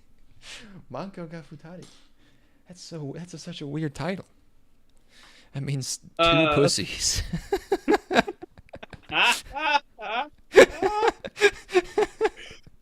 Oh God. All right, so this is he gets to have he's like a mangaka who gets to have a wife. That's cool. Yeah, but then also she's magic. She's like an alien. That's why it's called Is the she? galaxy. Is she What? an alien? What? Dude, did you miss the part where she's a fucking alien? Now you're just making shit up. Dude, I thought it was all. you Like, didn't I thought it watch was all this. You weren't paying I attention. did watch it. He grabs her tail and he fucking sees shit and she's an alien or some kind of supernatural. Yeah, she's called a galaxy. She's an alien. All right, yeah, maybe I wasn't paying the closest attention to this one. It was probably when I was getting my balls scanned. I had this on my phone and I was watching it. It reminds me of that show Mikakunen de Shinkoke or whatever, where they move in and they're aliens. Except they're like animal people, whatever those are called. But she's an alien, so that's just an added. I don't know why, but she has a space tail. It didn't click. It didn't click until I learned that she had a space tail, and then it all made a lot of sense. Yeah, exactly. Where I'm like, oh, that's what the show was missing, was the fact that she's a fucking alien. So true. Yeah. Tell me about Dai Star. World Dai Star. World Dai Star. Let's go. Let's go. World Dai Star. This is a mixed media project written by the Akame ga Kill and Yuki Yuna and Girls Beyond the Wasteland and Release the Spice guy. Okay. Spice. Studio Release the Spice. Studio Lurch. It's idle time. But except I thought it was idle time. It's actually acting time. It's theater time. And it's girls, they got bright hair. Oh man, I don't even know how to describe this. It's pretty basic. They're on their way to acting school. They meet a girl with like yellow hair. I didn't know what the fuck language she was supposed to be speaking. It turns out it's supposed to be German. And they're auditioning in this theater.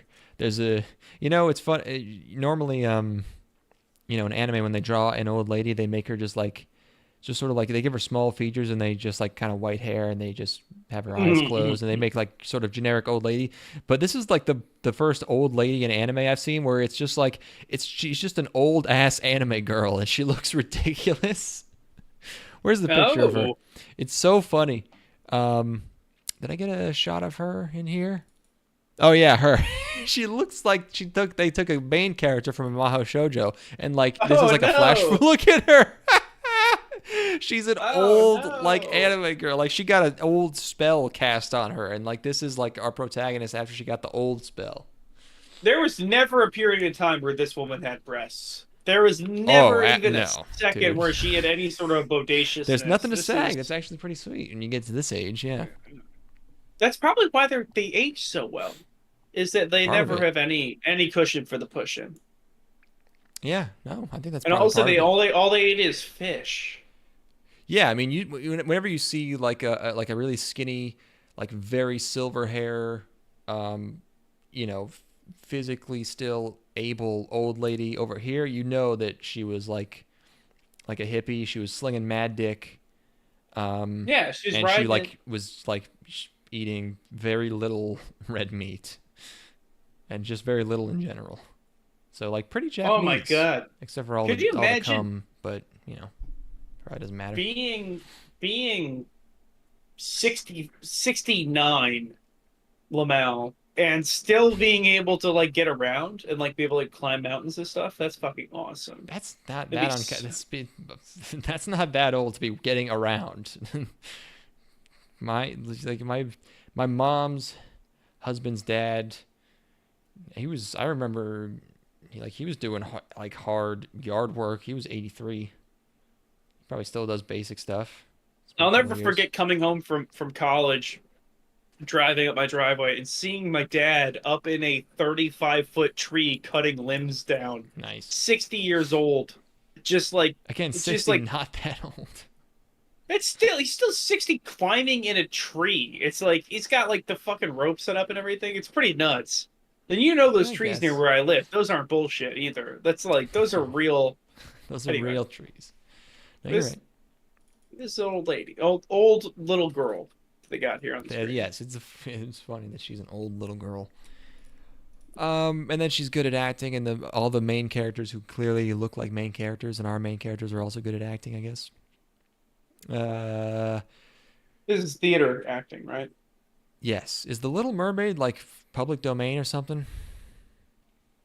It's an old ass story from like the early 20th century, I think. Okay, so Let me it's see. probably public domain. That's why they were able to do it.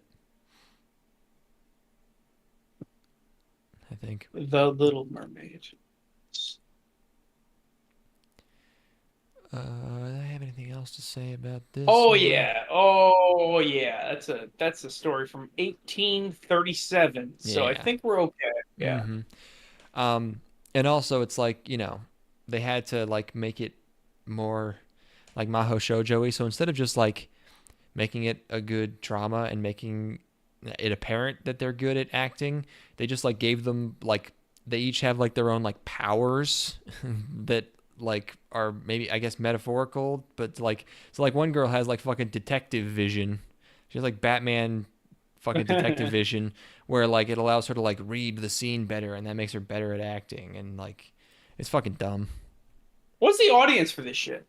Yeah, it's weird. I have no idea. How does Japan always like they have like their main, their shows that will go for like 500 episodes, and then they'll also just like shit out 13 episode shows, 4 times a year. For Like- all, like- I, like for a all I stu- know, this could go on for 500 episodes. I'm never good at predicting that. Like what Yeah. does I never would have guessed. how does Black that any of Clover's that still work? How is there money in any of this? going. I don't know. I mean, the I've never animators don't even get paid bothered too to look much. I into mean, it. the money's in the merch, right? The actual money's in the merch. This is all sell merch. Yeah, but like it's like can't you sell more merch on a show that you run for 54 episodes and people are invested in than like something that runs for 13 episodes? Like I wonder. how does a place further than the universe end up like be getting made where it's like 13 episodes and by the end it's done and then we're just moving on? Because that one, I mean, that one was actually good. So it's like people would buy. I would buy Of course. a some stuff with what's her name on it. We're on season 95 of SpongeBob. It's like we just get the one thing and we just Well, run no, it, baby. because American Cartoons release one episode every you know, every 18 months. So we're actually probably not very high in the SpongeBob seasons It's as you true. think. Yeah, we're still in season 4. Yeah, So yeah. it's It's like realistically, it was probably like season 8 of SpongeBob. yeah. Legitimately.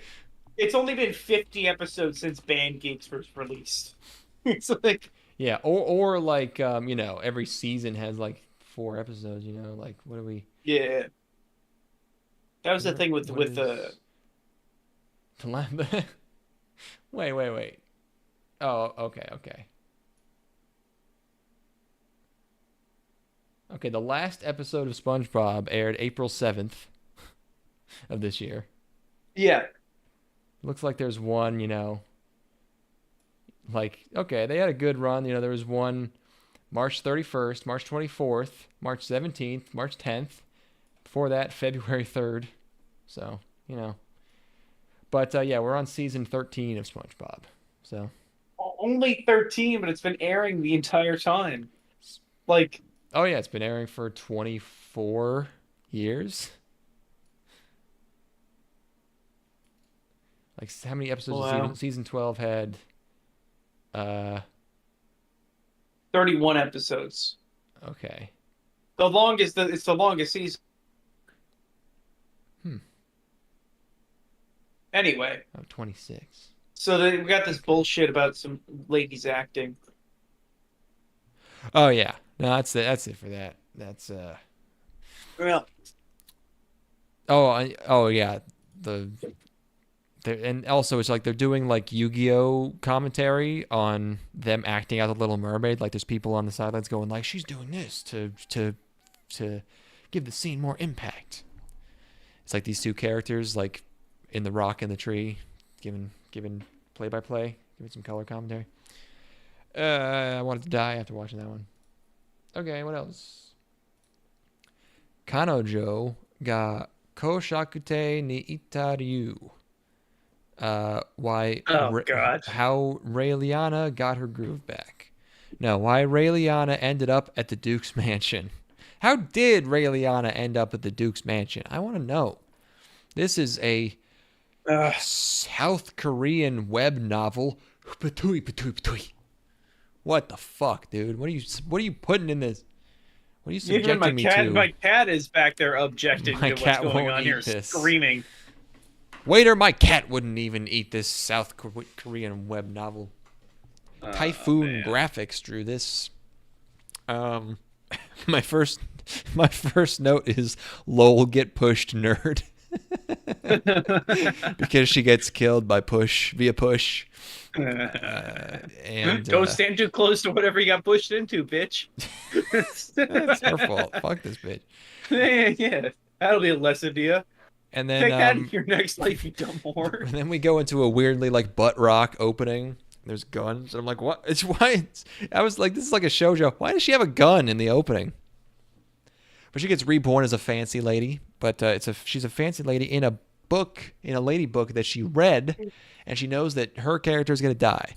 So now she has to do some social, you know, some cunning subterfuge, you know, manipulation, some fun woman imagination stuff. And you know what I thought was weird is she knows that her fiance is going to kill her. So her strategy is to make him really mad at her. And I was like, this doesn't seem. I mean, maybe she knows the context in which she's killed. So it's like getting him really mad at her doesn't necessarily correlate with him immediately killing her. It's like she understands the full story. She knows the scope of it. It's like the reason that he kills me is this, not him being mad at me right now. You know? Yeah, but wouldn't it be safer? It's like I get that you don't want to do this, but I mean, you've kind of already, you know, you don't look a gift horse in the mouth. Like you've kind of already been reborn. You've been given a miracle. Why don't you just make him really like you and just like, you know, Kill you. Yeah, right. You'd think that would be sort of a safer, but you know, I guess it's sort of like a Not much of a show then. yeah. That's not Again, a fun enough fantasy. Now that I think about it, that is pretty good. Or it's like you just have to walk on pins and needles, like knowing exactly what your death will be, but like just really, really trying to Stockholm syndrome your way into not getting murdered by the person who's going to kill you. Yeah, something. I don't know.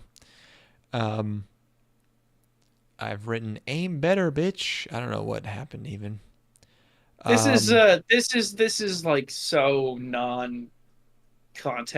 It's like yeah, no, I mean she just like cucks him with the with cool guy here with yellow eye guy. she With doesn't even snake like eyes over here. go into a world that you already know all the outcomes of. Like you know all the people in it. That's Well, boring as she's in shit. uncharted territory now. She's broken free of the plot because, you know, she But wasn't even she supposed knows to the have met this characters. guy. She knows the characters, and it's like Yes. I mean that's already a that's huge the boon. sure. Yeah, you know. That's like any other show where like someone has powers. I like it. I like it when we go back and forth on criticizing and then defending something. where we're like, where it's like we just trade off. Where it's like, okay, I'm gonna make a criticism now, and it's like, well, actually, I Yeah. understand it. God, this sucked. This sucked total ass. Yeah, I don't really yeah, nothing really in this Boring. for me. Boring. All right, now I we're don't. in the stuff that I watched today. Death Mount. Death Play. Death Mount Death Play. I probably should have watched this. That's such a Wow. good name. Well, also, oh man, you might be kicking yourself into this. Manga written by the Bakano and Durarara guy. Um, Oh, well, of course. Fuck. animated by it is not very good. Animated by Geek Toys. Spoilers. Animated by Geek Toys. Um, there's a bunch of cool guys doing magic stuff, fantasy setting. There's magic circles and stuff. Um, the coolest night guy. There's a big skeleton. Everything is it's like skeleton thing. There's a big dumb skeleton. Um, I was like, this is so bad. This cannot be the Bakano guy unless it's like a fake out, and it's kind of a fake out. It is. I mean, it's just an isekai. He gets isekai to the real world, reverse isekai. Um, and uh, he wakes up as a kid, like a teen, and he's bleeding everywhere. He's got his throat's been slashed. He wakes up in an alleyway. Hmm. He's got and he's like, "Oh no, I'm a kid now." He doesn't know where he is. He remembers that the guy whose body he's in's name is Polka. It's like a foreign guy, I guess, or something. Okay. And then he's walking around trying to figure things out. And then, oh, let me get to the picture here. Oh, all these skeletons. These skeletons look so dumb. I like Yeah, this dragon. I like the sure. dragon who's like, ah. Eh. And then who shows up but fucking, oh, there's a guy with a visor too looking at a computer. Who shows up but fucking Mari from the Evangelion rebuilds? It's just her. Yeah. Oh Oh, I wow. was like, oh my Oh, god, it's it's good just to see her again. fucking Mari. Yeah, Mari's back in a different show. She's like, hey, She I'm in says here now. she said that she'd love me more than I ever knew, Mm. and boy, that did turn out to be true. So, and then she's like wearing a leash, um, and and then oh, it turns out she's bad. She's the one who killed him the first time. So then she tries to kill him again. But now that he has a different soul, now he's good at fighting. So he fights her, and then turns out he can also summon skeletons in this world. So then he kills her with a skeleton. Did those It's glasses exist? Did the glasses where there's no top frame exist oh yeah, for in sure. this world? I've never seen those before in my life. It's all under frame? I That, think what that's a Magane sort of thing where they're it's like called explicitly half frame glasses. Yeah, you can. I mean, they don't look as stylish, but yeah, you can find them. Oh yeah, it's like the under frame? yeah. I'm seeing them on Amazon. What do I Colorful fashion, half moon frame reading glasses. think these would look good on me? Yeah, you should wear a leash too. Get some red highlights in your hair. I'm writing notes. Do I need to wear a dress? And I'll have these by the time that I'm up there next. When we're Oh, watching Fast and the that's- Furious in theaters, you can. Yeah, wear a dress to that one. That'll be good. Yeah. Well, we'll be the only two people in the fucking theater because it'll be the beginning of July. So. Oh yeah, no one Cat, goes to Lisa, see shut the movies. fuck No one up. goes to see movies in the summer. No, not movies that have been out for a month and a half Oh, already. that's what you meant. Okay, It's right. it's the Fast and the Furious. Yeah. Yeah, and like I'll have an umbrella that I'm covering myself with until we're in the theater and sitting You down. wear gothic Lolita fashion and have a sun umbrella. And Yeah. walk into Fast and Furious. Yeah, I mean the thing is that nobody's gonna actually look at me. Like, I'll 8-inch have, like, platform shoes. Yeah, I mean obviously I'll be with the 8-inch platform shoes. I'll be 9 feet tall, and I'll just cover my face with like a little fan, you know. And Yeah. people are like, what a gorgeous woman. What a slender Have figure. a have a. Oh wait, did you already make a joke about having the hand fan? Yes, Yeah. yes, Oh, yeah, okay, yeah, okay. yeah. We were both thinking the same thing. Yeah. Of being mysterious and not hiding behind. Yeah, it. it's like what? That's a handsome woman right there. Look at the shoulders. Guy, this is just a guy in the theater, sitting, with a huge fucking mason jar of sweet tea, and he's like, Well, I do "That's a declare tall that glass does- of water right there." Oh my goodness, that's a refreshing thing on a hot day such as this. Come to the theater to watch the new Fast and Furious movie, and I got myself something far more refreshing. That's the third act. Is the fresh. Anyway, yeah. I don't know why he has to be able to see ghosts. I don't know how that ties into the show. It is some insanely. me watching The Sixth Sense. No, but that is the point. In this one, it's not the Why point, and I did- don't why know does he why have it's. Why does he have to see ghosts? This is so distressing. Can he stop seeing ghosts? He should stop. It's insanely choony ass shit. He kills Oh, Mari, man. and then someone is watching him through a drone in this parking garage that apparently he just didn't see the drone. I don't know. Yeah, it's very stupid. Speaking of sleep, hey, Oh. Make this the last one so I can drift off as we're talking about it. do you really want this to be the last one? No. Let's just Okay. talk about it. Kimi wa Houkago Insomnia. Insomniacs After School. Manga, Light Films. True to the name, this motherfucker is sleepy. He's a Will Sleepy. He's got sleepy tropes. What was Yeah. that vampire show from a few seasons ago? Oh where yeah, there's, the like, a guy- call of the night. Did that end up being good? Because I thought that first episode was fucking awesome. People like it, I think. Yeah, I mean it's got style. I don't know if the plot goes anywhere. I think the manga is still ongoing, but yeah, I kind of wish I had watched that. Yeah, it seemed kind of neat. Yofukashi no Uta, Call of the Night. We just got our car. We just got our AI bot filter muscle car. Oh my that is gosh. that is a handsome vehicle right there. Oh, 1974 Torino GT Black. 74? No, Oh, 1970. no, he said GT. Oh, back then. Sorry, not black. 1974 Torino GT. It's Ford had the 1970, not 74. I said 70. You keep saying 74. Oh, 70 Ford. Ford. The Ford is the Oh. car code. We're God, we suck at cars. We're so bad at cars. It's a handsome vehicle.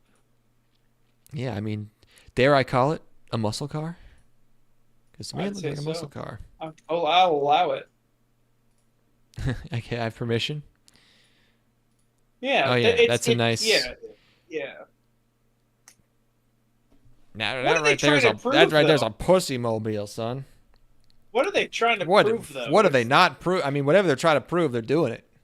Are Hot diggity. they embarrassed of the Mustang at this point? Are they like it's not wide enough to be like a Challenger? It's not thick enough. I mean, is this It's before or after the Gran Torino? Oh, I have no idea. Let's see. That's probably after. So it's probably like, hey, it's like a newer Gran Torino, right? The Gran Torino car, not the fucking movie from 2008, you fucking idiots. 68. So Oh, this is a this is a version of the Ford Torino. So, yeah, the third generation is called the Gran Torino. That's 72. So this is like before that, actually. Okay. yeah, it's a handsome car. I don't know what it really makes it distinct from other muscle cars of the era. It's got Firebird and Challenger Well, he esque explains qualities back to then it. Ford had the fastbacks, and this model looks far more refined than the striped tomato from Starsky and Hutch just 6 years later. Neat. I suppose that's true. Well, look, I'm not going to turn my nose up at it. That's a pretty car. I've been Got it. watching Mad Men again, and Yeah. the cars in Mad Men. Oh my fucking god, they're so beautiful. Every single car that Don Draper is in is just like a masterpiece. It's they really had it figured out in the early '60s. But anyway, what were we going to say, my friend? I was just watching a clip of oh yeah, just Sam Hyde just casually mentioned that he owns. Have you ever heard of a Z20 Soarer? No, Dude, look at this fucking car. This is the coolest thing I've ever seen in my life, man. the Toyota. Yeah, the Japanese one. I mean, I'm I know looking all at it. Toyotas are Japanese. It's Look like at that. it's like a bootleg Skyline. Oh, it's so rad. It's pretty. It's pretty for sure. Oh, the skyline's too round. Look at this. Oh my god. Well, the Skyline has existed for a long time, so it's a. Oh yeah. You know what I'm coming to really like is like the Cat. Will you shut the fuck up? Is like a Nissan 270. Oh, wait, Like, wait, look, wait on the Z20 though. On the Zora, look at the interior. Look at this fucking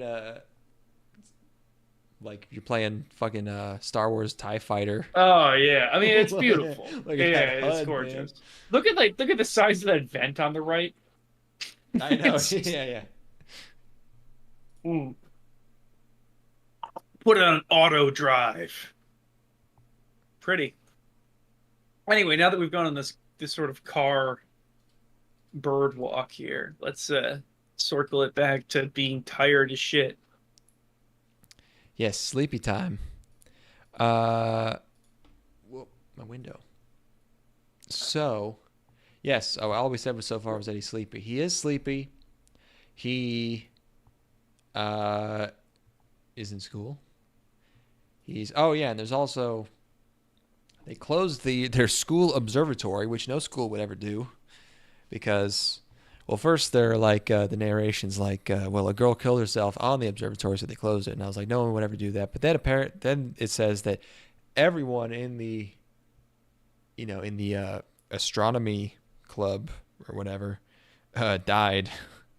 So then they closed it. I was like, all right, that one's reasonable. Yeah, it's like I don't even have to believe in like supernatural things to be like there's It's like, something clearly off about that something's place. wrong. Yeah, there's like asbestos or something. Yeah, there's a frequency in that area that black makes people mold. go insane. And yeah, it's like there's Arsenic in the air. yeah. So this guy mumbles everything. I guess reasonable. He's tired. He doesn't want to help out with his school festival prep, so he goes up to sleep in the observatory. But it turns out there's another cute girl there. Well, I mean, there's another person there, and it's a girl who's cute. And then they get stuck, and then it turns out she made up the ghosts part. I don't know if all the kids dying part was true. Probably. It's hard to make that up. You have to forge records and stuff. But she's up there so she can sleep. And then they find out they can sleep when they're together. It's adorable. And she goes a little too far into quirky territory. Maybe. She's just a little too happy-go-lucky about She's everything. laying out a little bit thick. You already don't Yeah. or you're already not able to sleep. You don't have to milk it. Like, Yeah, that's she doesn't enough. have to be like I like how she like kind of holds her arms out to awkwardly as she walks everywhere, and she's like doing cute, body language stuff, but she doesn't have to be like literally opening like the blinds in front of him and allowing the sun to shine on him and saying we need to make the most out of life and broadening his horizons and making his life interesting, as if if there's some kind of term for this, but yeah, that was a bit much, but she is very cute. Yeah, I felt like this is appropriation. I think that people like myself who have had extreme sleep issues in the past How much did you relate to this? I believe I have said that it is literally me. Oh, true, yeah. It's this is stolen valor. Did you ever just go outside and just walk around all night because you couldn't sleep? Of course I did. Oh yeah. Of course I've done that. I have many experiences like that where I'm like, I might as well just go walk around. And no, I like this is a packaged, commodified version of the life that I've lived. That is, they're exploiting your trauma. They are, and I think I deserve better than to have my experiences trivialized on the screen in such a saccharine, ridiculous manner for the sake of capitalists. No, we deserve reparations. True. It's different. Yeah.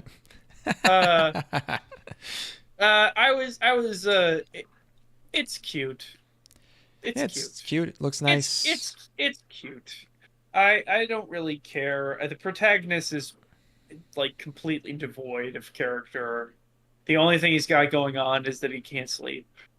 Yeah, but at least he's I don't know, he's not too like mopey or like passive. He's not just like, he's not embarrassed by everything. He's not just like well, first of all, am I always embarrassed by everything?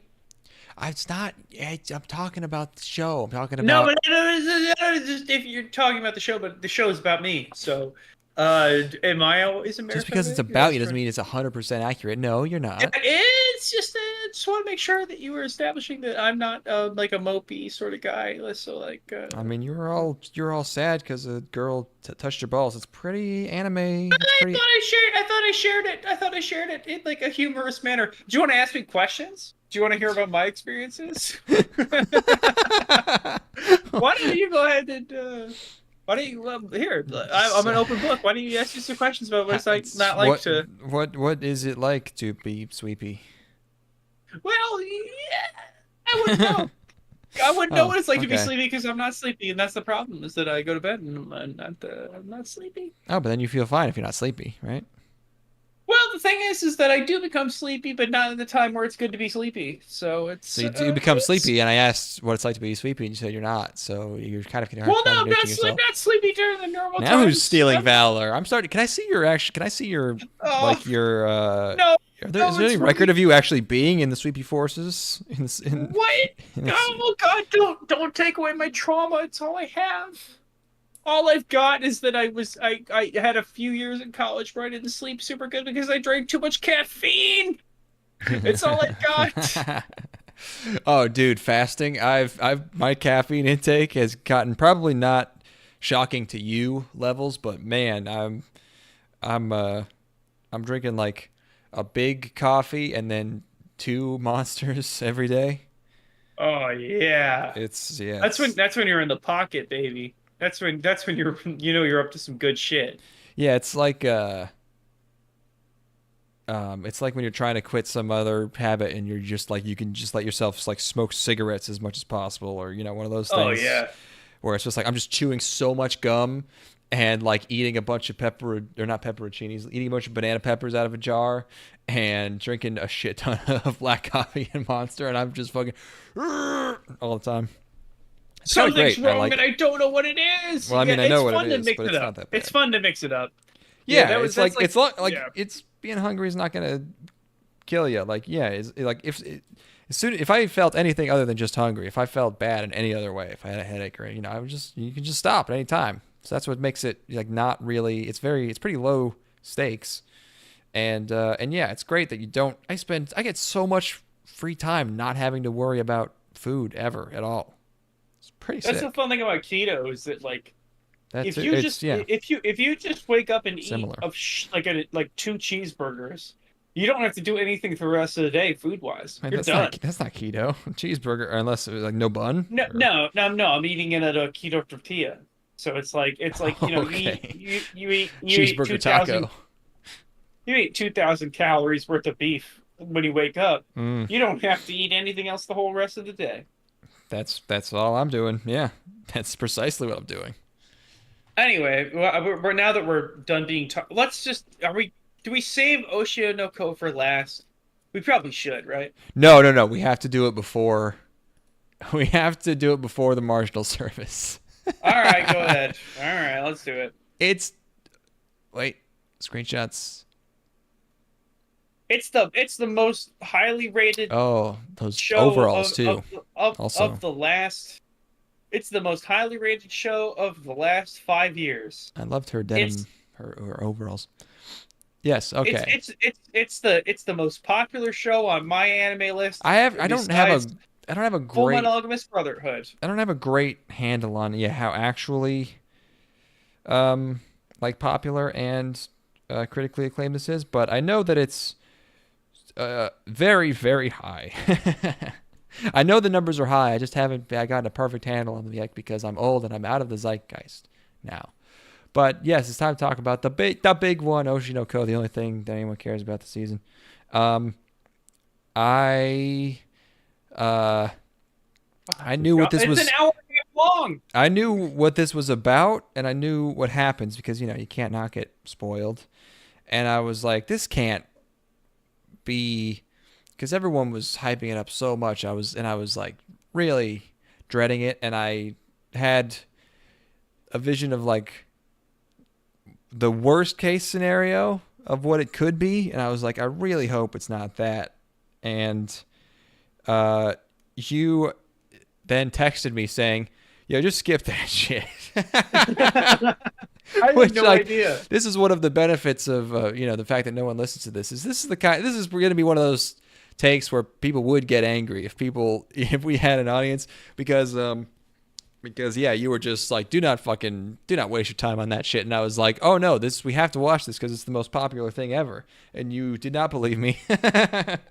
No, you sent that, and I'm like, I guess I have to Google this now to understand if he's joking, because I'm like, there's like a small percentage of a chance that people actually feel this way about this detritus, and I looked it up, and sure enough, the numbers are astonishing. It's staggering how the ratings in the are quite minority high. I am. And I'm not even. This isn't even like. And people will accuse you of being a contrarian. People will be like, "You just we're not don't like contrarians. it." We like the shittiest, most pop appeal, shit. But Yeah, I don't want People to be too dismissive. I want to try and understand and really unpiece this puzzle of why everyone loves this and why we do not like it. And by the way, I didn't dislike it as much as you, but yeah, I think I understand. I understand. The first episode's fucking 90 minutes long. Okay, so it's long. It's Yes. and the first episode of the show is like there's nothing. You know what it is that the people who watch this. They're like, holy shit, this is long. It must mean something because movies have lost all significance because movies are a dead medium now. And I haven't seen anything so other than mad. a Marvel movie over this fucking span. Oh of the last no, 5 you're gonna years. go there. Oh, now no one's ever gonna listen to us. No one's gonna take our opinion seriously if you're like, oh, Marvel kitties like the fucking.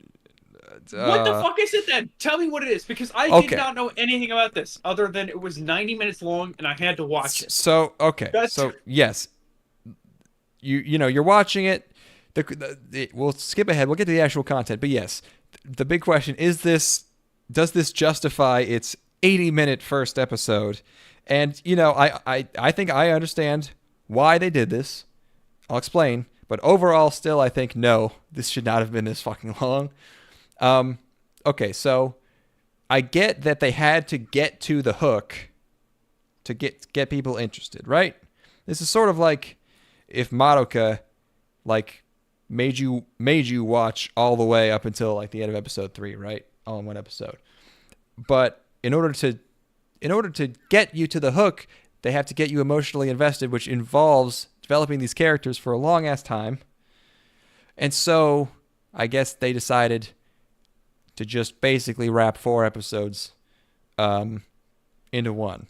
Now, that being said, yeah, no, I feel like it didn't really work, but yeah, I guess I can't really see a way for them to have done this any other way with the material they're working with, right? Because it's like, bro, it's a show about 2 people that get isekai into they get reborn as the offspring of a talented idol. yes, It's fucking 22 minutes. but it wouldn't be. It's supposed to be a huge gut punch at the end if you don't. It's ludicrous. I don't. Oh, okay, hold on. I don't want to sound too fucking too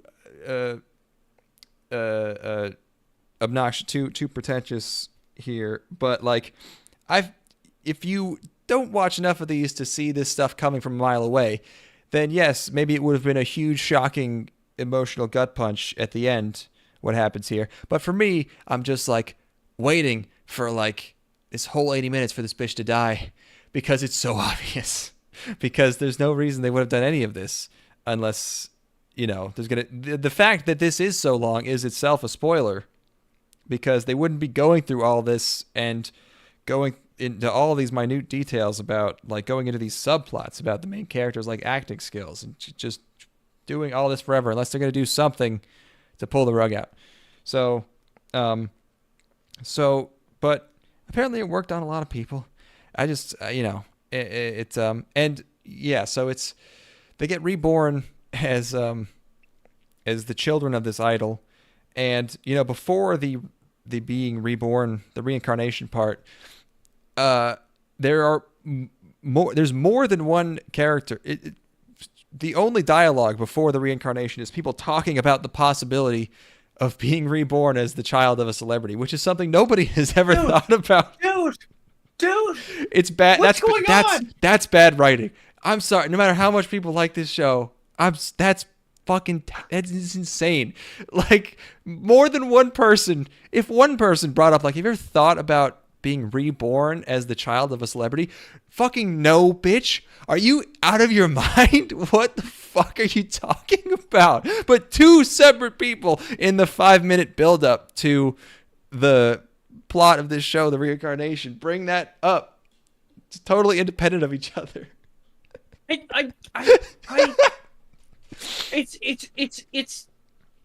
I gotta read through these text messages. So this is us. This is us as of, what day was this even? This was a few days 15th, ago. which is 4 days ago. Okay, yeah. All right. Look, it's not like we have that much to watch. I finished Oshi no Ko yesterday, and I sort of remember what my life was like before I started watching it. It's only 80 minutes long. It's only a feature-length premiere episode of about a man who gets stuck in a baby's body. Literally skip that shit. I'll give you the entire rundown. You don't need to do that to yourself. That's you talking to me, yeah. But it's a universally acclaimed masterpiece.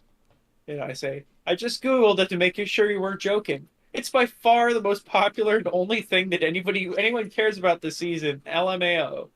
It is as I feared. That's what I was afraid that you were describing something real bad, and I was like, uh-oh. Holy shit, I'm actually going insane. This is you now. Oh my god. This isn't possible. There's no way I'm this out of touch. Jesus Christ, I need to lay down. This is not me like being hyperbolic. This is factual. I read this. I'm gonna clip this and upload it with the title "Boomers Do Not Understand Oshi no Ko." No. I realized I'm old. I was like, that was it. I'm like, oh, it's done. I don't want to. That's why I don't want to be. I don't want to be dismissive. I understand, because I think it's sort of a. Remember, obviously you remember Gakko Gurashi. It's sort of a Gakko Gurashi syndrome where, again, sounds a little. Sounds a little mean, or dismissive, but like people see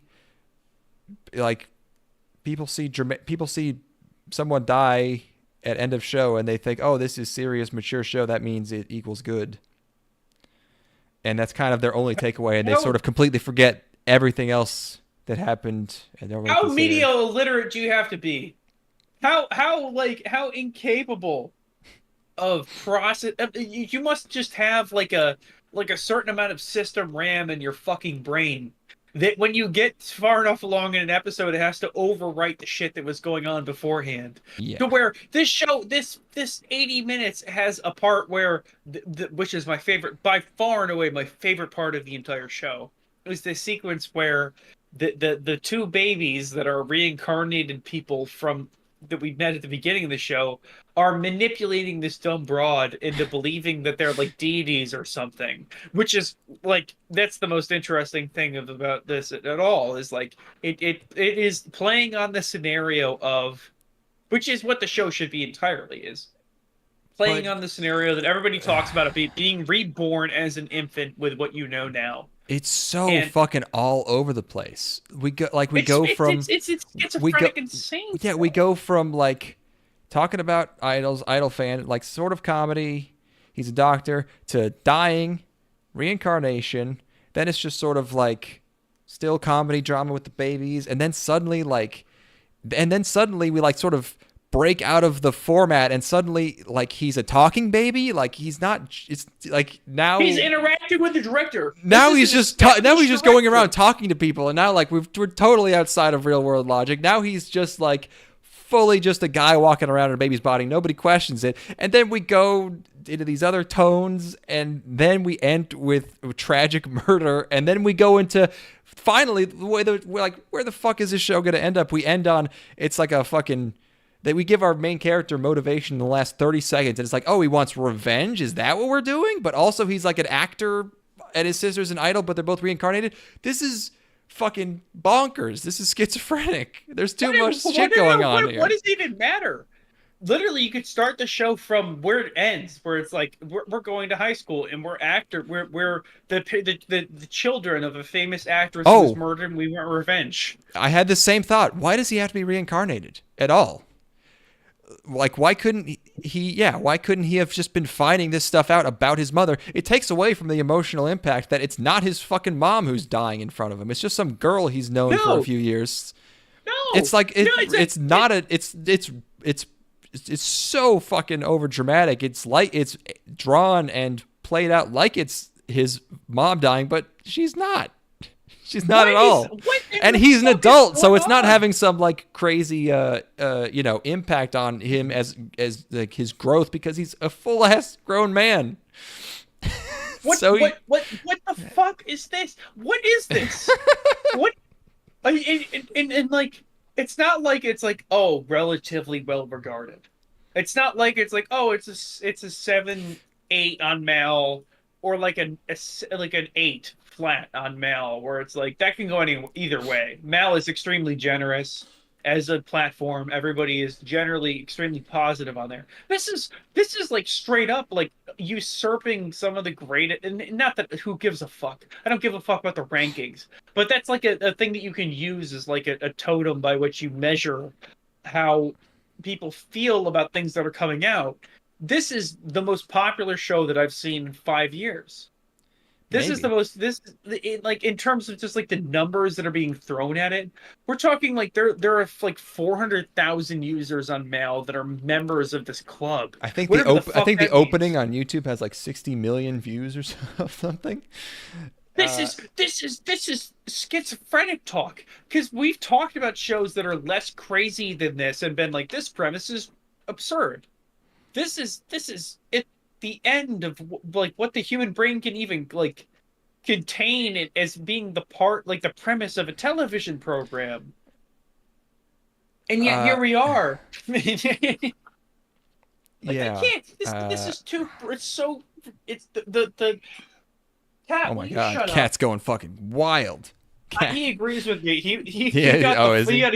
He heard a lot about it when I was watching this. He's like, "Cat, can you believe this?" I mean, I will say, like the critical reviews are good, but like not not like they're not gleaming. They're good, but not insane. But like I'm seeing like guys that I follow on Twitter. I'm not seeing rando opinions. Like someone I follow on Twitter is like every episode of the show's a masterpiece. And I'm like, what the I need to ask him, like, what the fuck? What are you seeing in this? Because anybody who wants to come on here and explain to me, anybody, I will listen to thousands of opinions. I swear to God. Literally anybody who sends an email to gangstalkingpodcast@gmail.com. Is that it? We'll read all of them. I'm very curious. Send a podcast to send an email explaining in good faith. We won't be mean. Ethan will be mean. I will do in good faith. I will listen. No. Okay. I promise you. I promise you. I will not be mean. I swear to Christ. I swear on my fucking mother's life that I will not be mean. I literally don't understand. Like there's no comprehension. Like you might as well be showing me fucking astrophysics. I might as well be looking at. I might as well be reading about like thermodynamics on a level that I could not possibly understand.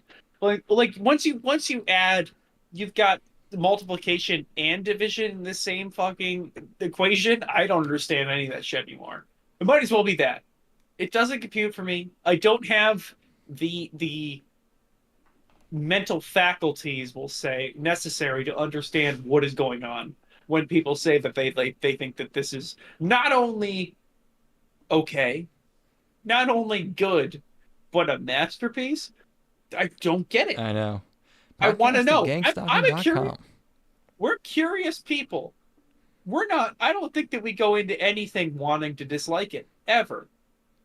I don't think that that's the way that we are. I think that we go into everything with a relatively open mind. We found so much weird shit that we've ended up enjoying. I think that I don't think that you can look at any of the seasons that we've watched them and like, yeah, they went out. They had a desire to hate this. I promise you, I did not hear of this show before I watched it. Yeah.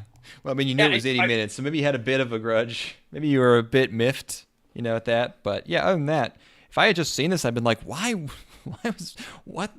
That is just nuts, and why was it so long? Somebody, anybody. Yeah, I mean, I don't want to just think that people think this is good because someone dies and that people think that makes it good. There could be something I'm missing, there's like, I have a feeling it's something about that. And also I'm seeing a lot of people, like shit along the lines of like, finally someone takes on the sacred cow of obsessive idol fans. Like finally someone criticizes idol fans who murder people. Perfect that's what my exact thoughts is. When the fuck did Perfect Blue come out, you fucking morons? And yeah, it's like some of this. I think some of the popularity of this show is coming from the guys who, because a lot of like idol stuff bleeds over into VTubers, right? Because we don't get idols over here, but I get plenty of this stuff when I'm watching my VTubers, and this show a lot. So, I see. It seems like people who like this, some of them are the guys in a VTuber's chat who, like, when the VTuber mentions that she's drinking a beer, they're like, "Oh, take it easy, Queen. Make sure to drink plenty of water." Like those guys who are like, "I'm not a toxic fan. I love giving this girl money, and I actually think it's really cool that she has a healthy sexual life, and I think it's awesome that she gets rawed by her music producer boyfriend." It's like, you don't have to be mad and kill people over it, but like it's kind of weird that you're into it. Also, I think that's weird that you're into it. The most psychotic of all. Yes.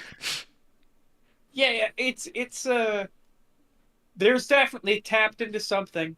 I don't know what it is. I don't have it in me. There's a little bit of Darman in it. Again, it's the season of Darman. Yeah. It's like, toxic fan, murders idol. Yeah, and I'm not going to say that people who like this are like NPCs. I'm not going to say that people who like this are incapable of having original thoughts of any sort.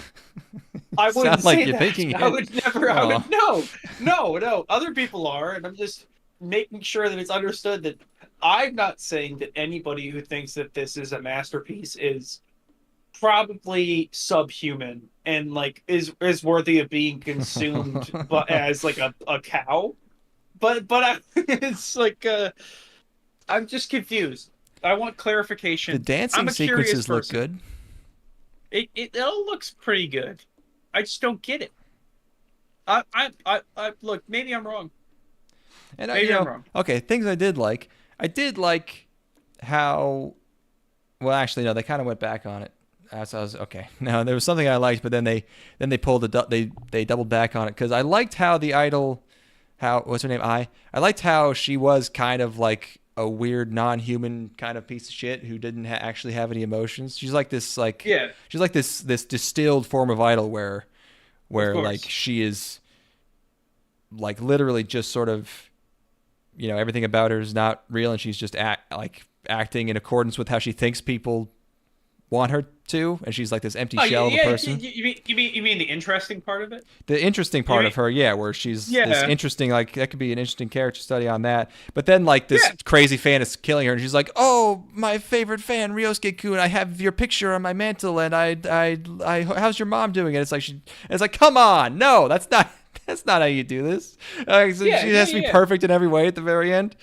Oh man. It's insane. Yeah, It's like the interesting thing, which is like that you as the person, literally the only way that this is interesting is that you are reborn as the child of this idol, and you realize that she's devoid of any humanity and isn't able of providing as a mother. Like the fact that her life is so public.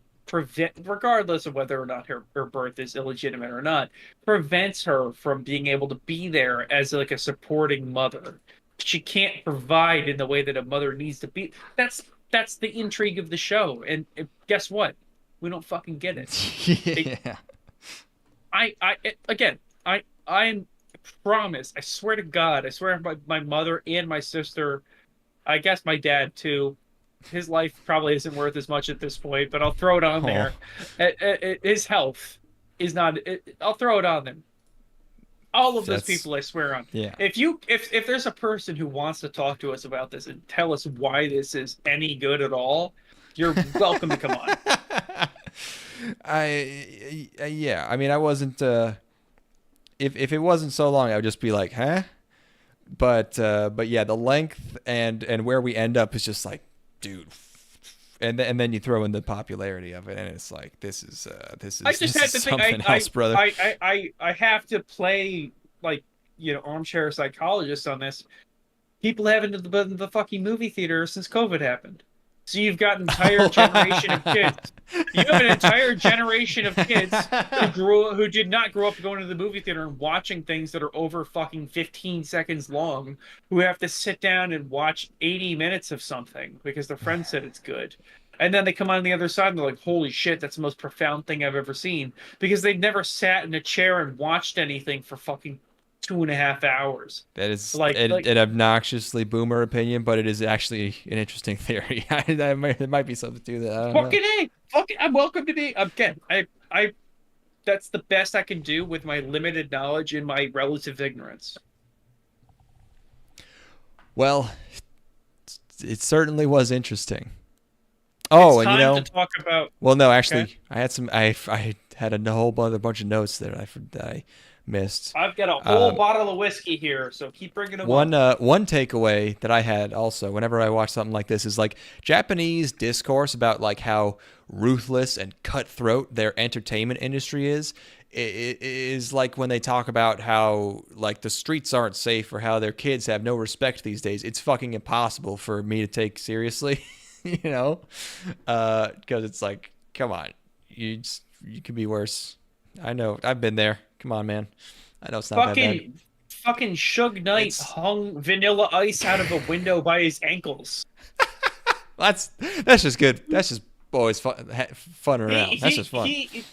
Suge Knight killed people. That's the first example you go with. Suge Knight runs people over with his car.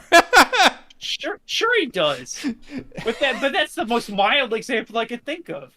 That's the bottom. That's like the baseline. That's like a he didn't even get arrested for that one. And it's like Yeah, but this show has all this stuff where it's just like, oh man, it's so cynical. How like, whoa, did you know that the people working behind the curtain at your concerts aren't always having a good time? And it's like, yeah, you don't have to. I mean, it's like, why are you just trying to make me feel bad, dude? What's the yeah, I know that. The point is you go to because it's you know, I get it, but it's not really pointing at anything very interesting. this is I mean this Perfect Blue did it already. That was a very different thing because that was a fake out, you know. But that wasn't about this as much. This is more about interacting with the fans, and that was more internal, right? Perfect Blue is more like my cat disagrees. Self. My cat wants to go outside now that he's had the opportunity to go outside for fucking 12 hours, and like now he's one. Mr. Whiskers loves Oshinoko. I think I'm gonna watch Cool as Ice again soon. Oh movie. man, I remember that being really good. Do you? I remember it being a slog, but there's some very fun, stylish, like I just remember it flourishes being like insane. It's like if you took a Pauly Shore movie and then you put Vanilla Ice in the Pauly Shore role, and instead of like trying to be like he's like a goofy like stoner guy, he's supposed to be really really really cool the entire time, and that's just a weird mix. It is. I think his jacket says cunt on it or something. I think his jacket says every single slur that exists on it. Nice. That's good. Anyway. Yeah, I was watching this. I was trying to figure out, like, if I hadn't been spoiled, was there any way I would not have guessed that this bitch was gonna die? I don't know, man. They're going through so much trouble to like give these children development as if she's gonna be gone in the future, and they have to. I don't know. Yeah. Okay, that's all I got, I think. Okay, so the Cool as Ice jacket says lust on the front. Nice. But I believe it's the back that he's got like the really offensive stuff. Bad man. I'll own that shirt someday. That new Resident Evil coming out has made me reminisce about. Remember Chris posting? Remember a few years ago? Remember Chris posting? No. No. Tell me about. All the memes about Chris Redfield wanting what's his name to impregnate his sister. No, I don't know anything about this. What? You don't remember all those jokes? No. Oh man. That was such a good era. What is that? What is Resident Evil? You don't remember this song. Europe, Asia, Africa. Chris Redfield, an agent of STARS, visited these and all other continents the world had to offer. And yet he still met only one man worthy of Claire. You want my sister? You can have her. I left everything you need together at my place. Now you just have to fuck her. These words called this man to Chris's house, promising dreams greater than he ever dared to imagine. This is the man known as the Great Leon S. Kennedy.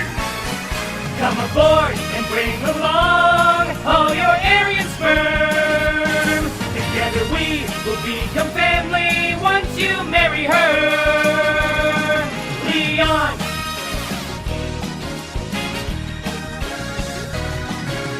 Condoms left behind, they will only slow us down. Your cock will be your guide. Raise the shaft and ease her down. That legendary child that the end of 9 months reveals is only legendary till you two. No, I don't remember any of that at all. What the fuck? Chris posting, huh? Uh-oh. Something going on with their audio? Oh, I was muted that whole time. No, I've never heard of Chris posting. Oh my gosh. There was so much it yeah, he's, I guess in the game he wants Leon to get with his sister Claire, but yeah, there's so much fake game dialogue that people made and just songs, and oh man, whew, that was quality. Where's the one where, what's the best one is like a whole monologue by him where, oh yeah, Leon, please, my sister's ovaries are drying up. She owns at least 3 cats. One of them is named Albert Whiskers. Because you know, in the bad guys, Albert Wesker. Yeah. Yes, I'm familiar. I've played a lot of Resident Evil. Okay, I don't know if you're sarcastic. I don't know how much Resident Evil you've actually played. I've played a whole lot of Resident Evil. Okay, you have. Okay. Yes. How is people like that Resident Evil 4 remake? That'd be fun. No, it's not good. Oh, really? Yeah, no, they fucked up a lot of the like sound design and atmosphere and stuff. And they got okay. So here's the thing. You know how Resi 4 is like, it's campy. It's very silly, right? Yeah, of course. The people making the remake did not get that, so they tried to bring all of the silly stuff like closer to like the middle, like realistic wise, but they left some of it, so it all ends up looking completely ridiculous. So like the lady, what's her name, Anna, lady in the red dress, like she's supposed to look out of place, right? Because she's in a red fucking cocktail dress in the middle of a zombie field. But they gave her like a bright red like turtleneck instead, so she still looks retarded, but not like in a silly anime way. It's all stuff like that. But what about the little midget man who's talking in the They radio made all him the an time? old lady What? for no reason. Yeah, I don't know. And they made his lines my less God. silly. They made all the fun lines like, no way, bro. They made him all like slightly more normal. Holy Just shit! like- I just got a screenshot from Resident Evil 4 remake. This is crazy that they did Ada Wong like this. Oh, I've sent it in the group chat, but I can't believe. I can't believe that. I this can't is an believe actual I can't believe they made her look like that. She's so much skinnier than she No, used to. but like, and you know, and the girl you're escorting, whatever her name is, like, you know, she looks like a schoolgirl because she's supposed to be one, but like, they made her look like older and they made her clothes like less, you know, silly. So instead, she looks like a 35-year-old cosplayer. She looks awful. Like all the characters end up looking like haggard old cosplayers trying to look like these characters. And I don't have any nostalgia for Resident Evil 4. I never even played it, but I could just tell just by looking at it. Like it's so obvious. It's crazy how when you look at Google related images, the girls just get bigger. You didn't even Google inflation? It's just this is what came up? No, this is the linear series of images that happened when I clicked on one, and it's like related images, and they just got. This is the progression that Google wants us to do. This is the future Google. Cat, will you shut the fuck up? This is the future that Google wants. I have to go pee real quick, and then we need to work on the last 2 shows that we have here. It's only 2, right? It is only 2. Okay, let me go pee real quick. I'll be right back, and then we can knock this shit off. Excellent. I'm excited to do that. I am looking forward to doing that. Oh no, he's kicking it. Oh, Ethan's kicking his cat again. Ethan's beating on his poor cat again. Damn shame.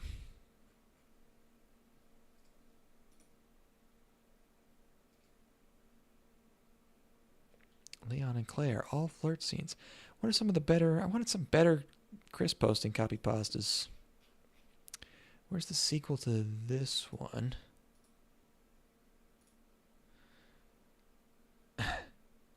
This one has even more views.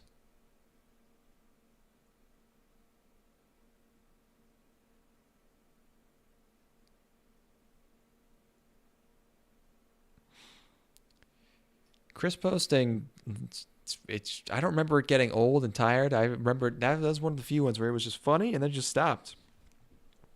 I very happy about Chris posting. Meanwhile, what was that joke that just got ran into the ground recently? What the fuck was I don't know. That's a good thing I forgot, I guess. It's probably better. Sorry about my fucking bitch cat who won't shut the Cat's fuck vocal. up. Yeah. Yeah, I don't know what the deal is. He's never this loud. I think it's just because it's like past midnight and I'm not in bed. I assume he's like, Yeah. he's very confused. He's so handsome though. I've seen him. He is very handsome. Anyway, I forgot. Which song is this one now? Sorry, I need to do a little bit more reminiscing on Chris posting. This one has more views than the other one. There once was a man named Chris Redfield. Oh, okay. It's a the man other. with power beyond your wildest dreams. You're gonna do the rap. But he had made an oath, one which he could not break. I swear to you, Claire, I will find you a man so that one day the Redfield bloodline may carry on. And with this promise, he set out into the world to fulfill it, allowing no obstacle to bar his path. Yo! Yago! Ethan! Just give it up, Winters! Ethan! Just give up escaping! Ethan! Just give up your semen! Ethan! Just give it up! Okay, yeah. Give it up! Why? Here's how the story goes. You find out by the village in the mountains where Ethan's no doubt. There's werewolves and snow and guns everywhere. We But open none on of this that every matters. single He's gonna episode fuck now. Claire! Yago! What's that? Can we open every episode on this now? Yeah, That's my name, right? Oh, true. Come a Redfield? How will that happen? Yo ho ho, you're gonna give her come call. Oh, that makes sense. Don't matter how fast you run and where you go, I will be right there anywhere on the globe. I'll get All right. Well, yeah. Chris posting is some good shit. I'll have to look into that on Sunday when I'm done with this wedding. This extremely long wedding I'm shooting tomorrow. Oh yeah. Good luck. All right, marginal service, baby. Oh boy, buddy. Wait. Talk about Niehime no Kemono no O, so that we can bring it home with something we watched together. True. Okay. Yes. Niehime to Kemono no O, Sacrificial Princess and the King of Beasts. What does that sound like to you? Uh-oh. What's that? Oh no. Take that title apart. What are some other words for that title? What are some, if you replace the words with some synonyms? Does it sound familiar at all? Poor little white girl. Okay, fair. Touche. Not what I was thinking of. Anything ring a bell? Well, maybe he's a beast and she is a pretty lady. Oh, sure. Yeah, it's Beauty and the Beast. I don't actually know the plot of Beauty and the Beast, but this is some Beauty and the Beast shit. I think you actually do know the plot of Beauty and the Beast. I think if Okay, you tried right now, my you could guess probably... is it's probably this. Yeah, I mean, is it an I Can Fix Him? It's I Can Yes. Fix Him, right? That's the entire thing. And he's cold, but he actually has a heart, but he's outwardly very cruel. He's been hurt by the world. Oh my God. Yeah. Oh my God, it's fucking Beauty and the Beast. Okay, it's Beauty and the Beast, but like more, like slightly more like kinky. It's like 50. It's like Beauty and the Beast with like 50 Shades also, because he's gonna eat her. That's how it starts. Is that she is a sacrificial. She is a sacrifice. She gets brought. He's a big guy. He eats. They bring him a person to eat every once in a while. Go on. And this is how you know it's like this is ultimate woman fantasy, which I'm happy for them, because it's like being a slave who's going to be torn limb from limb and eaten, but everyone is taken aback by your spunkiness and how sassy you are, right? Because she doesn't care. She talks very frankly to him, and everybody is shocked at this and how candid she is. She's got a tude. Also, she's kind of Hanazawa, by the way. And the rest of it is I Can Fix Him, and he is very suggestively like pinning her down, like on a bed and against walls and stuff, and putting his claws up to her neck, stuff like that. She doesn't care. She's psyched to get vored. She's like, all right, yeah, no, I'm down. So instead, he doesn't vor her. He makes her the princess. And also the king transforms into a human, like because it's Beauty and the Beast, right? And he's also hot in human form. Not even that bad, honestly. I don't know. But Beauty and the Beast, it's a classic story, baby. Yeah. Just... if it ain't broke. Yeah, I mean, they've only won. If it ain't broke, make it way hornier. Yeah, and the French did their best when they did that one in like the 20s. That was pretty good. But no, it's just yeah, we had the French doing the horny one, and then Americans did the best that they could in like the 90s with their adaptation, and then Hmm. back to being horny again now. I guess that Hermione was in one in like the 2010s, and that wasn't horny enough. So Oh yeah, I remember that now. Oh yeah, that was one of like that was one of the new like they're doing the live action, quote unquote live action, but also CG Disney movies. yeah, yeah, yeah. It's a classic story, baby. You know. Yep. This is gonna be 24 episodes also. It aired way later than everything else. It aired like 10 days after the last show, so I thought it would just be like shit. Not even that bad. That Beauty and the Beast, that the Disney Beauty and the Beast, that's one of my favorite Disney movies. Hmm. I love that one. That's it's up there with like Sleeping Beauty. It is. Anyway, Yeah. Okay. Snow White and Seven Dwarfs, pretty good too. Oh yeah, Anyway, those are both old, aren't they? Those aren't 90s ones. no, Snow White is 38, Yeah, and I then knew that one. Which one? Yeah, Sleeping Beauty is as old as shit, isn't it? Too, isn't it? Sleeping Beauty is like the 40s, yeah, Okay. and Yeah. then the Beauty and the Beast was like their part of the Disney Renaissance, like post Mermaid in '89. Yeah, I So knew that. I knew that part. Yeah. yeah, yeah, those are my favorites. But anyway, I never was into those as a kid. I never really liked them. well, I remember being a little boy and being forced to watch. No, so I remember being a little boy, and then they would come on the screen because I had a sister, or I'd be at like a friend's house, and they would have like a younger sister, and they would put those movies on, and they're transfixing. Hmm. Specifically, Snow White and the Seven Dwarfs. It's if it is on the screen, it's impossible to not look at it. Ah, I see. It's so mesmerizing. It still works. Fantasia is the same way. If Fantasia's on the TV, you have to look Hmm. at it. You can't. Anyway, let's finish Cool. this shit off, bro. Let's get this shit done. Okay. Well, actually, speaking of things only I watched, I did watch half of the. We did get to this last time, but I did Oh yes, watch yes. half of an episode right before we started of Yusha Gashinda. The hero is dead. The great hero is dead. So that one, yes, manga Leiden Films. Uh, it's the opening's pretty good, decent song. It's a silly one. It's a bit of a it's a funny show. Our main character is farming, and he farms radishes, huge radishes. I love a nice Ooh. big daikon, and but also he is his thing is that he's a thigh fetishist. So when he digs up the radishes, he then slips socks over them. He like slips Oh, like a pantyhose or like a pair of tights over the radish. I guess that's all he does. I don't know. He just does that. I think that's well, a funny bit. you gotta have fun, you know. And then his hot friend comes over and uh and then she's like, stop putting fucking socks on the radishes. And he's like, any guy who sees a radish that looks like this is gonna put a sock on it. And she's like, you're the only one who is crazy enough to even think of something like that. And then it cuts to two guys who are walking by in opposite directions, and they both like clutch their fists and go, ugh.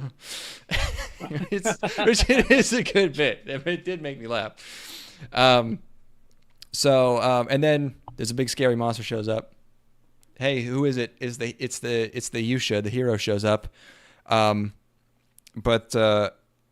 before the Yusha shows up, our main character tries to booby trap the big monster into a spike pit, like a trap door, by leading it over with barbecue, which doesn't work at all, and his friend just hates him. So then the hero kills it. His hot friend is all over the Yusha, but then Yusha falls into his trapdoor and kills him instantly. So, but then he convinces the entire village to conspire to bury him and hide it. I don't know what happens after that, but It did make me laugh a couple times. So, there you go. I'll finish that first episode.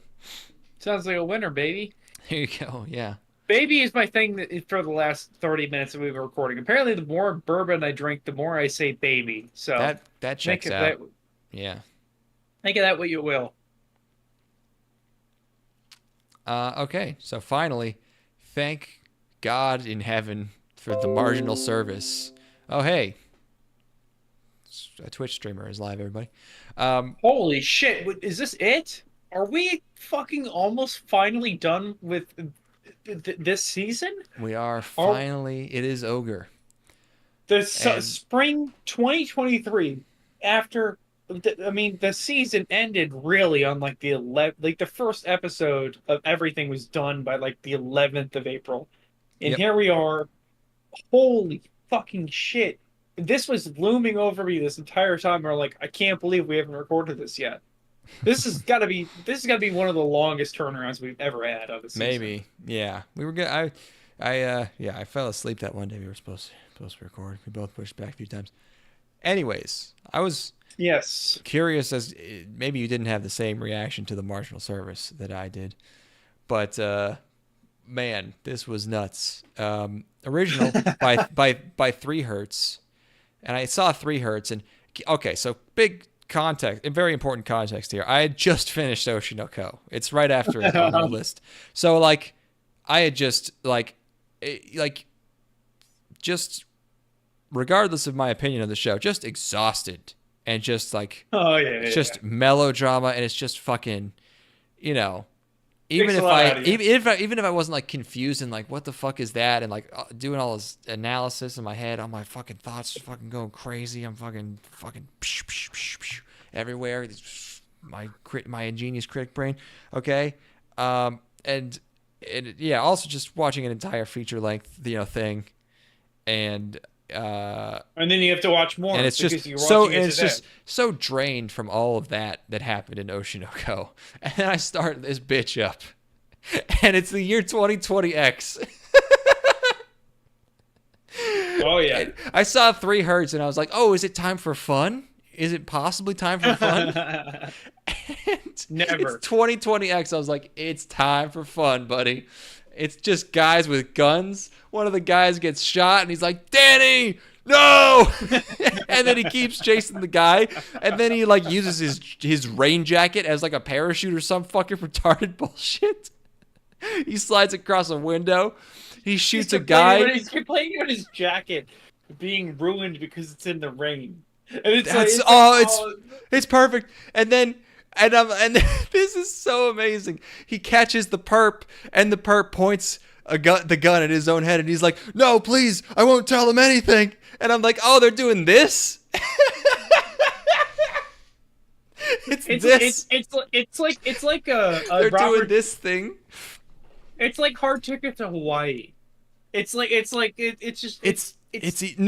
know what it genuinely reminded me of was Lucy, because it's one of those things where it's like everything that happens, every line of dialogue, every plot point, every characterization, everything that happens in this fucking show is, for lack of a less annoying word, a trope, and it's so movie-y or TV-y, whatever, that like it's doing stuff that you you could never think of a specific example of another show actually doing it, because it's so cliched, but like you're recognizing things that you didn't even know were like a trope, but you just recognize it because it just keeps doing them, and they're all so obvious. And also, it's just Men in Black. It's just fucking Men in Black. Yeah, it's like Chris Rock. Chris Rock talking about how he's like, oh shit, I've never been to this part of Pussy Town before.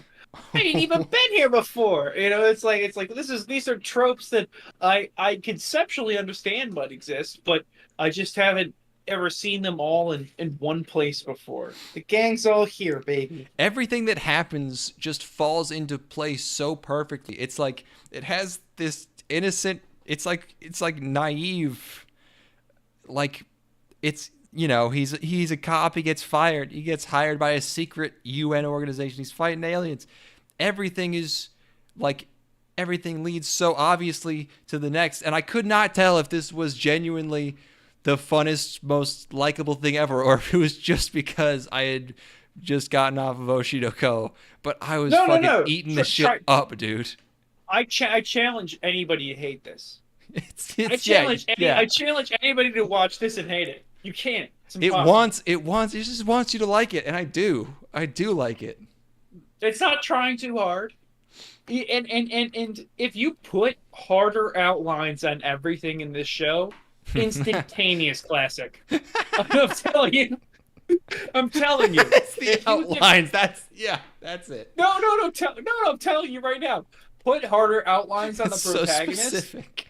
No. Do it in your mind right now. Look at the protagonist. I mean, it's the art in general is just not. You could use a bit more style, maybe. Yeah. Harder outlines. That's all it needs. And just Borderlands it up, man. Yeah, sure. All it needs, dude. When in the end, where they're introducing the characters and the Wii Sports announcer comes on to say all their names, and the names are so fucking good. But yeah, everyone's such a character. There's just big black American. There's one guy's British, I think. One guy's mopey, and then there's girl. It's great. It's the best. She's just girl. She's hot girl.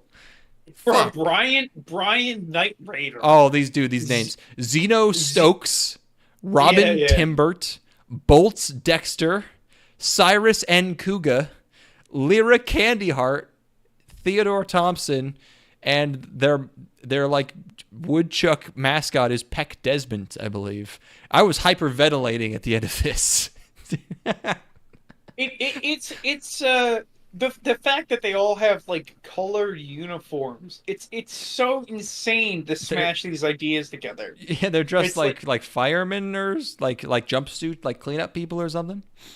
I didn't ever in a million years think it was going this way when the protagonist's partner was killed in action.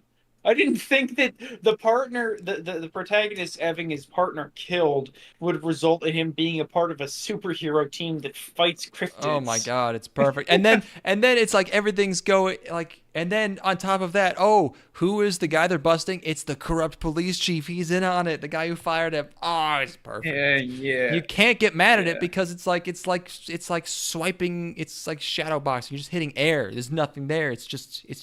This is just good quality entertainment. God damn it. Oh my god. Is it done? This show's good. The first episode's good. Yes, we're done. It is good. It is congratulations. Good. It is. Holy shit. we can finally get back to watching 1 week of anime before we have to get into the next season. Well, hey, we got until July. We have to watch some 2003 or 2013 anime real fast. Yeah, we'll figure it out. We're at like 3 hours. Let's close this one out. Yep. Thanks for watching, everybody. We were looking for music. What were we looking for? We probably do need some music to go out. Are there any fun... And I wanted to find a cover of Etta James' You're not gonna Last find that. by Indian People. I don't think you're going to get that, friend. All right. Well, this is a beautiful song by... Just play some shit. What? That doesn't help me. What am I supposed to do with with that? I thought you were playing something. No, that was accident. I played that by accident. That's not even... Oh, is this a song? Okay, this is a song. I'm going out on a song. Yep. We do have a Despacito cover by a Chinese person. What about a Despacito cover by a Chinese person? Yes, perfect. Follow us on Twitter, everybody. Also, our TikTok is really popping off. TikTok is popping off. The Zoomers are very mad at us about our Oshi no Ko opinions. Send us why that show's good, please, at pod, just so that I stop thinking about it. Podcast at gangstalking.com. STOCKING. You guys already follow us on there. We got 5 million followers. 非常感谢这个保佑把每件事情都变成天堂 So old. 哦，你是眼中的一缕光芒，给我感觉到非常迷茫，让我想要享受每分每秒每一刻。你的爱就像为我量身定做，你的钥匙能打开我的锁，你这样亲吻我耳朵，唯一想要听你说，宝贝不要急，时间别快过。哦，你就是磁铁，我就是金属，我慢慢靠近，完成我的计划，想来想去就让我的心跳加速。Oh yeah， 哦，我已经不是一般的喜欢你，我的感官想得到的更多，所以我们慢慢来，绝不着急。慢慢的，我想要慢慢的吻你脖子，我要在你耳边轻轻说悄悄话，就连我不在你都不会忘记。慢慢的，你的衣服被我轻了不见，我要在你的身上签名，把你身体变成一张画纸，看你头发跳的舞，我要当你的节奏，你就带着我嘴唇去看你最爱的地方，让我穿过你最危险的身旁，让你尖叫个不停，直到忘了自己姓名。一小步一小步，温柔的一小步，我们慢慢靠近，一小步一小步，你的吻技超高，让我差点晕倒，我跟到你而已，也跟到你身